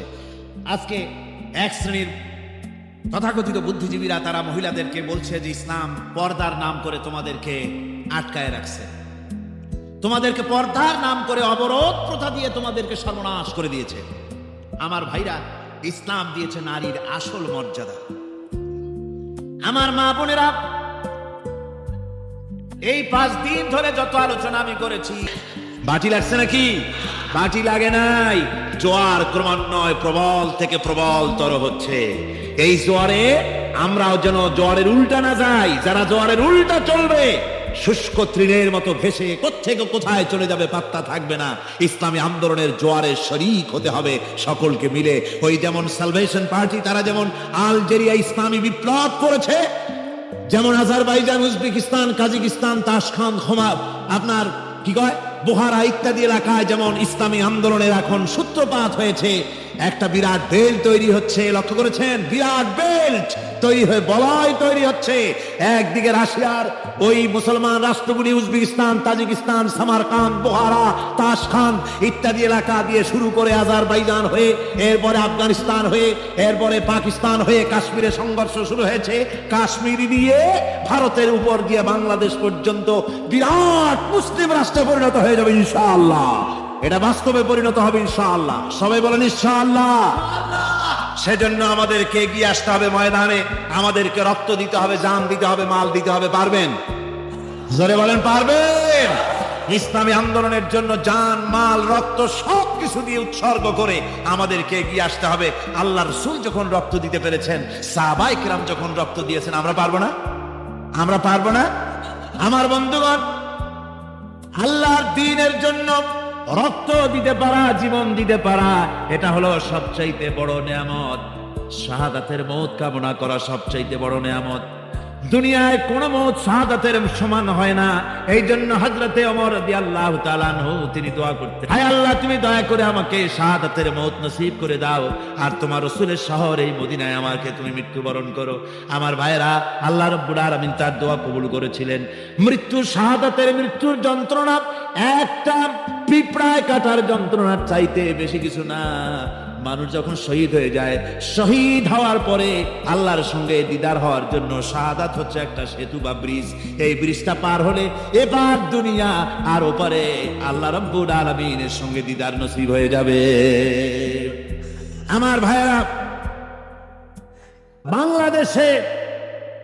বাংলাদেশে ইসলামী রাষ্ট্র প্রতিষ্ঠার ব্যাপারে চট্টগ্রামের বিরাট ভূমিকা পালন করা লাগবে। পারবে? কিন্তু প্রমাণ তো দিতে পারেন নাই অতীতে। সামনে পারবেন ইনশাআল্লাহ, নাকি? সামনে পারবেন? এই ঐতিহ্যবাহী চট্টগ্রাম, বীর চট্টলার ময়দান থেকে বাংলার স্বাধীনতা ঘোষণা করা হয়েছিল। বাংলাদেশের স্বাধীনতা ঘোষণা করা হয়েছে কোন ময়দান থেকে? এই চট্টগ্রামের ময়দান থেকে। সেই জন্য চট্টগ্রাম সারা বাংলাদেশের ইতিহাস সৃষ্টিকারী জায়গা। এই জায়গায় হযরত মাওলানা মনিরুজ্জামান ইসলামাবাদী ইসলামের রাষ্ট্রের স্বপ্ন দেখেছিলেন। এই জন্য এই শহরের নাম চট্টগ্রামের পরিবর্তে যে ইসলামাবাদ নাম ছিল, মাওলানা মনিরুজ্জামান ইসলামাবাদী তার যে আশা ছিল, আমরা তাফসীরের কোরআন মাহফিলের পক্ষ থেকে ইসলামাবাদের কথা ঘোষণা করেছিলাম, মনে আছে আপনাদের? কিন্তু এক শ্রেণীর বুদ্ধিমান লোক, তারা বুদ্ধি এত বেশি, পরের দিন পত্রিকায় লিখলো, সাইদি সাহেব চট্টগ্রামকে পাকিস্তানের রাজধানী ইসলামাবাদ বানাইতে চায়। এদের বুঝাবেন কি করে? আপনাদের অর্থাৎ বাংলার সমৃদ্ধি সম্মান বাহক নাম ইসলামাবাদ। আমি বলেছিলাম যদি তা করা হয়, সমস্ত দোকানপাটের সাইনবোর্ডগুলি যদি দোকানদারেরা নিজ দায়িত্বে পাল্টানোর চেষ্টা করে, তাহলে এটা একটা বড় সংগ্রাম কিছুই না, এটা বিরাট সম্মানজনক ব্যাপার ছিল। আমি বলেছিলাম আল্লাহর হাজার অলি শুয়ে আছেন এই চট্টগ্রাম মাটিতে। আল্লাহর হাজার হাজার অলিদের পুণ্য দেহ ধারণ করে ধন্য হয়েছে চট্টগ্রামের মাটি। তাই চট্টগ্রামের ওই বিমানবন্দরকে শাহ আমানত রহমতুল্লাহ আলাইহ বিমানবন্দর নামের কথা বলেছিলাম। গ্রহণ করলে খুব খারাপ হইতো নাকি? খুব ভালো হতো। যাদের কাছে অনুরোধ করেছিলাম ওনারা কিছুই করতে পারেন নাই, বরং নিজেদের সামলানো বিমানবন্দরের সাইনবোর্ড লাগাবে কখন? নিজের কপালের সাইনবোর্ডই ভাঙ্গে শেষ। আমার বন্ধুগণ, আজকে চট্টগ্রামের ইতিহাস তোলা হয় সূর্য সেন দিয়ে। বলা হয় এটা সূর্য সেনের ঘাঁটি। তার অনেক আগে সত্যেন সেন তার বিখ্যাত গ্রন্থ মহাবিদ্রোহ এবং মিখাইল এডওয়ার্ডসের লেখা ব্যাটল অফ দ্য ইন্ডিয়ান্স এই বইয়ের ভেতরে তারা লিখেছেন 1857 সালের 18ই নভেম্বর এই প্যারেড ময়দান, এই ময়দানের নাম কি? প্যারেড ময়দান। 1857 সালের 18ই নভেম্বর 34 নম্বর বেঙ্গল রেজিমেন্টের পক্ষ থেকে হাবিলদার রজব আলী এই ময়দান থেকে ব্রিটিশ গভর্নমেন্টের বিরুদ্ধে বিদ্রোহ ঘোষণা করেছিলেন। এই ময়দান থেকে ব্রিটিশ গভর্নমেন্ট তাকে বাঁচতে দেয় নাই, ব্রিটিশ গভর্নমেন্ট তাকে শহীদ করেছে। আজকে হীনমন্যতার কারণে সূর্য সেনকে হাইলাইট করা হয়েছে আর শহীদ রজব আলীর নাম পর্যন্ত মুছে ফেলা হয়েছে। তাই আমি প্রস্তাব করতে চাই, অতীতে চট্টগ্রামের যেমন বিভিন্ন প্রস্তাব আমি করেছি, আজকের মাহফিলে ঠিক তেমন জাতীয় বীর ইতিহাসে যার নাম স্বর্ণাক্ষরে লেখা থাকবে, সেই ভুলে যাওয়া ইতিহাসের স্রষ্টা শহীদ রজব আলীর নামে প্যারেড ময়দানের পরিবর্তে শহীদ রজব আলী গ্রাউন্ড অথবা শহীদ রজব আলী ময়দান রাখা হোক এই ময়দানের নাম। আপনারা রাজি আছেন? যে জাতি তার ইতিহাস ভুলে যায়, সে জাতি তাদের নিজের অস্তিত্বকে রক্ষা করতে পারে না। আমি যুবক মুসলমানদের বলতে চাই, তোমরা মাইকেল মধুসূদন নিয়ে লাফালাফি করো, কিন্তু তোমরা মহাকবি কায়কোবাদের কথা ভুলে গেছো, তার কথা তোমাদের মনে নাই। তোমরা রবীন্দ্রনাথকে লাফালাফি করো, কিন্তু কাজী নজরুল ইসলামের কথা তোমরা ভুলে গিয়েছো। তোমরা সূর্য সেন নিয়ে গৌরব বোধ করো, অথচ হাবিলদার রজব আলী আর শহীদ তিতুমিরের কথা তোমরা ভুলে গিয়েছো। ঐতিহ্য স্মরণ রাখো। সে জাতি পৃথিবীতে টিকতে পারে না যে জাতি তার নিজের ইতিহাস ভুলে যায়। ইনফিরিয়রিটি কমপ্লেক্সে ভুজো না, তোমাদের ভুগতে হবে না। তোমাদের ফিরে আসতে হবে কোন কাফের মুশরিকদের ইতিহাস সমৃদ্ধ করে তার উপরে মুসলমানেরা দাঁড়াবে না। মুসলমান নিজ শক্তিতে ইতিহাস সৃষ্টি করেছে। এদেশে ইতিহাস সৃষ্টি করেছে আলিমরা, এদেশের ইতিহাস সৃষ্টি করেছে পীর বুজুর্গরা। ব্রিটিশ গভর্নমেন্টের বিরুদ্ধে শুধু দাড়ি কামানো নেতারাই বিরোধিতা করে নাই। ফুরফুরার মুজাদ্দিদে জামান হযরত আবু বকর সিদ্দিকী আল কুরাইশি রাহমাতুল্লাহ আলাইহি তার মুরিদদেরকে বলতেন যে আমি ব্রিটিশ গভর্নমেন্টের বিরুদ্ধে কথা বলেছি, যদি তারা আমার এই কথা না মানে, তারা যদি আমাদের দেশের উপরে তাদের আইন কানুনভাবে চালাতে থাকে, তা আমি অর্ডার করব সমস্ত মুরিদরা একত্রিত হয়ে ব্রিটিশ গভর্নমেন্টের বিরুদ্ধে লড়াইতে নামতে হবে। মাওলানা মোহাম্মদ আলী, মাওলানা শওকত আলী, মোহাম্মদ আলী জওহর এভাবে স্বাধীনতার জন্য ওলামায়ে কেরাম এবং বুজুর্গান দ্বীন তারা জীবন দিয়েছেন, শাহাদাত বরণ করেছেন। আপনারা মাওলানা জাফর থানেশ্বরীর নাম ভুলে গিয়েছেন। কিয়ামতের কিছু কথা বলা হচ্ছে, কিছু আভাস দেওয়া হচ্ছে যে আসমান সমূহ বিদীর্ণ হয়ে মেঘ পিণ্ড বেরিয়ে আসবে এবং তার থেকে ক্রমাগত ফেরেশতারা নাজিল হতে থাকবে।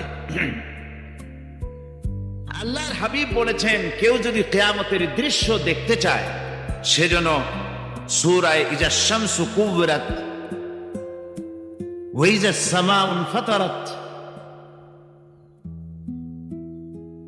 ইজা সামাউ শাক্কাত, এই সূরাগুলি যেন পড়ে, তাহলে কিয়ামতের দৃশ্য তার চোখের সামনে প্রতিভাত হবে।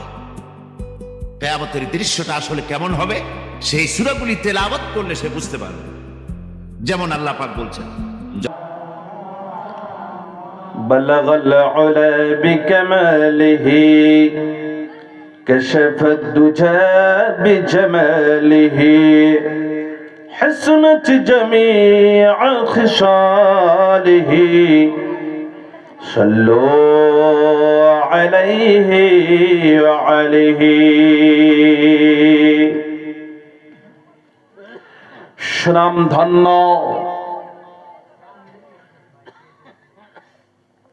ভরাগুড়ি জামে মসজিদের উদ্যোগে বিশাল ধর্মসভার সভাপতির আসনে অলঙ্কিত সম্মানিত সভাপতি সাহেব দামাত বারাকাতুহুল আলিয়া, এই অত্র এলাকার সুযোগ্য সন্তান হযরতুল আল্লাম ইমাম খতিব শেখ আলহাজ আলী আকবর সাহাব দামাত বারাকাতুহুল আলিয়া, বন্ধুবর হাফিজ কারি ওয়াইস করুণী সাহাব, বন্ধুবর হযরত হাফিজ কারি ইমান আলী সাহাব, দিগার উলামায়ে কেরাম, হুফাজে কেরাম, হুজ্জাজে কেরাম, এই ভওরাগুড়ির বিশাল অত্র এলাকার দাড়ি পাকা চুল পাকা আমার বাবা এবং দাদার বয়সের মুরব্বিয়ানে কেরাম, যুবক বন্ধুরা, ছাত্র ভাইয়েরা, পর্দার আড়ালে তবির অতি সরলা সাবেরা হযরত মা ফাতেমা রাদিয়াল্লাহু তাআলা আনহার উত্তরসূরি আমার মা ও বোনেরা, সকলকে আমার পক্ষ থেকে অভিনন্দন ও শুভেচ্ছা হাদিয়াতুস সালাম। সকলে আমার সালাম গ্রহণ করবেন। আসসালামু আলাইকুম ওয়া রাহমাতুল্লাহ। রাগ করে আইছেন বাড়ি থেকে? সালাম দিলেন মনে কয় খুব খুব মনে করে যে চাল খাওয়া নদীর থেকে কিনে নিয়েছেন, এবার করে সালাম দিলে কাম হবো। আর মাইকেলারে এত এত বুদ্ধি মাইকেলাগে বুঝছেন, শিবিতে থয় শিবির ধরে থে দেয় যতক্ষণ হুজুররা করবো না কিচ্ছু করে না। ব্যাক মাইকেলার রে কিছু মাইকেলার না এনে মাইক চালু করে দিয়া সেই জায়গায় ফোন লাগায়। হুজুর তো কইতে আছে হের কাম হে পুরা চালু করছে, কিন্তু আপনাদের এই মাইকেলারের কথা কইতেছি না। ভিডিও কল করব, ফোন লাগাই নিয়ে বয়ে থাকবো, এমনি হুজুরের গলা ভাঙে না ফাড়ে, ওনার যার কোনো যায় আসে না। এর বেটা বিয়া না হইলে তো টেহাটা পামুই। তোমরা তো বুঝতে চাও না, রাত প্রতি রাত তো হুজুররা এই মাইকের সামনেই থাকে। একদিনই যদি ভাঙ্গা নষ্ট সাদা বাদা করে দাও, কালকে করবো কি? ভালোই আছে বর্তমান, রাগারাগি করেন না, খুব সুন্দর আপনাদের মাইকম্যানটা ভালোই না, কি বুঝে? তবে আরো তুমি একটু যত্ন করো মাইকের মুখী, একটা দিন খরচ করবা তা কি ওনারা ভাবে যে একটু প্রেশার পরে ইঞ্জিলে, একটু ভালো করে দিলে একটু ইঞ্জিলে প্রেশার পরে, ওটা যাতে না হয়। নিজের গাড়িকে কেউ নষ্ট করবার নাকি প্রেশার দিবার চায়, সেই চেতনা ব্যাকেরই আছে। মাছ জানি মার হয়, জাল যেন ছেড়ে না, কথা বুঝেন নাই? এই কথাটা সবই চিন্তা করে যেন হোক। আমার সাথে সাথে বলেন, মানুষ কই যায় রে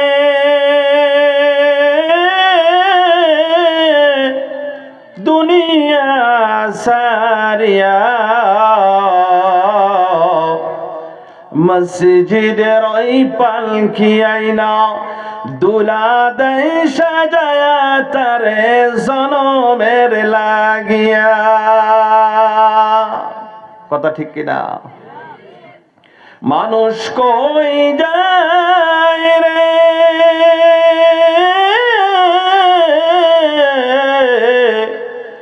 দুনিয়া সারিয়া, মসজিদের ওই পালকি আইনা দুলা দেয় সাজায়া তারে জনমের লাগিয়া। এই বাড়ির লাইগা কত করলা মারামারি,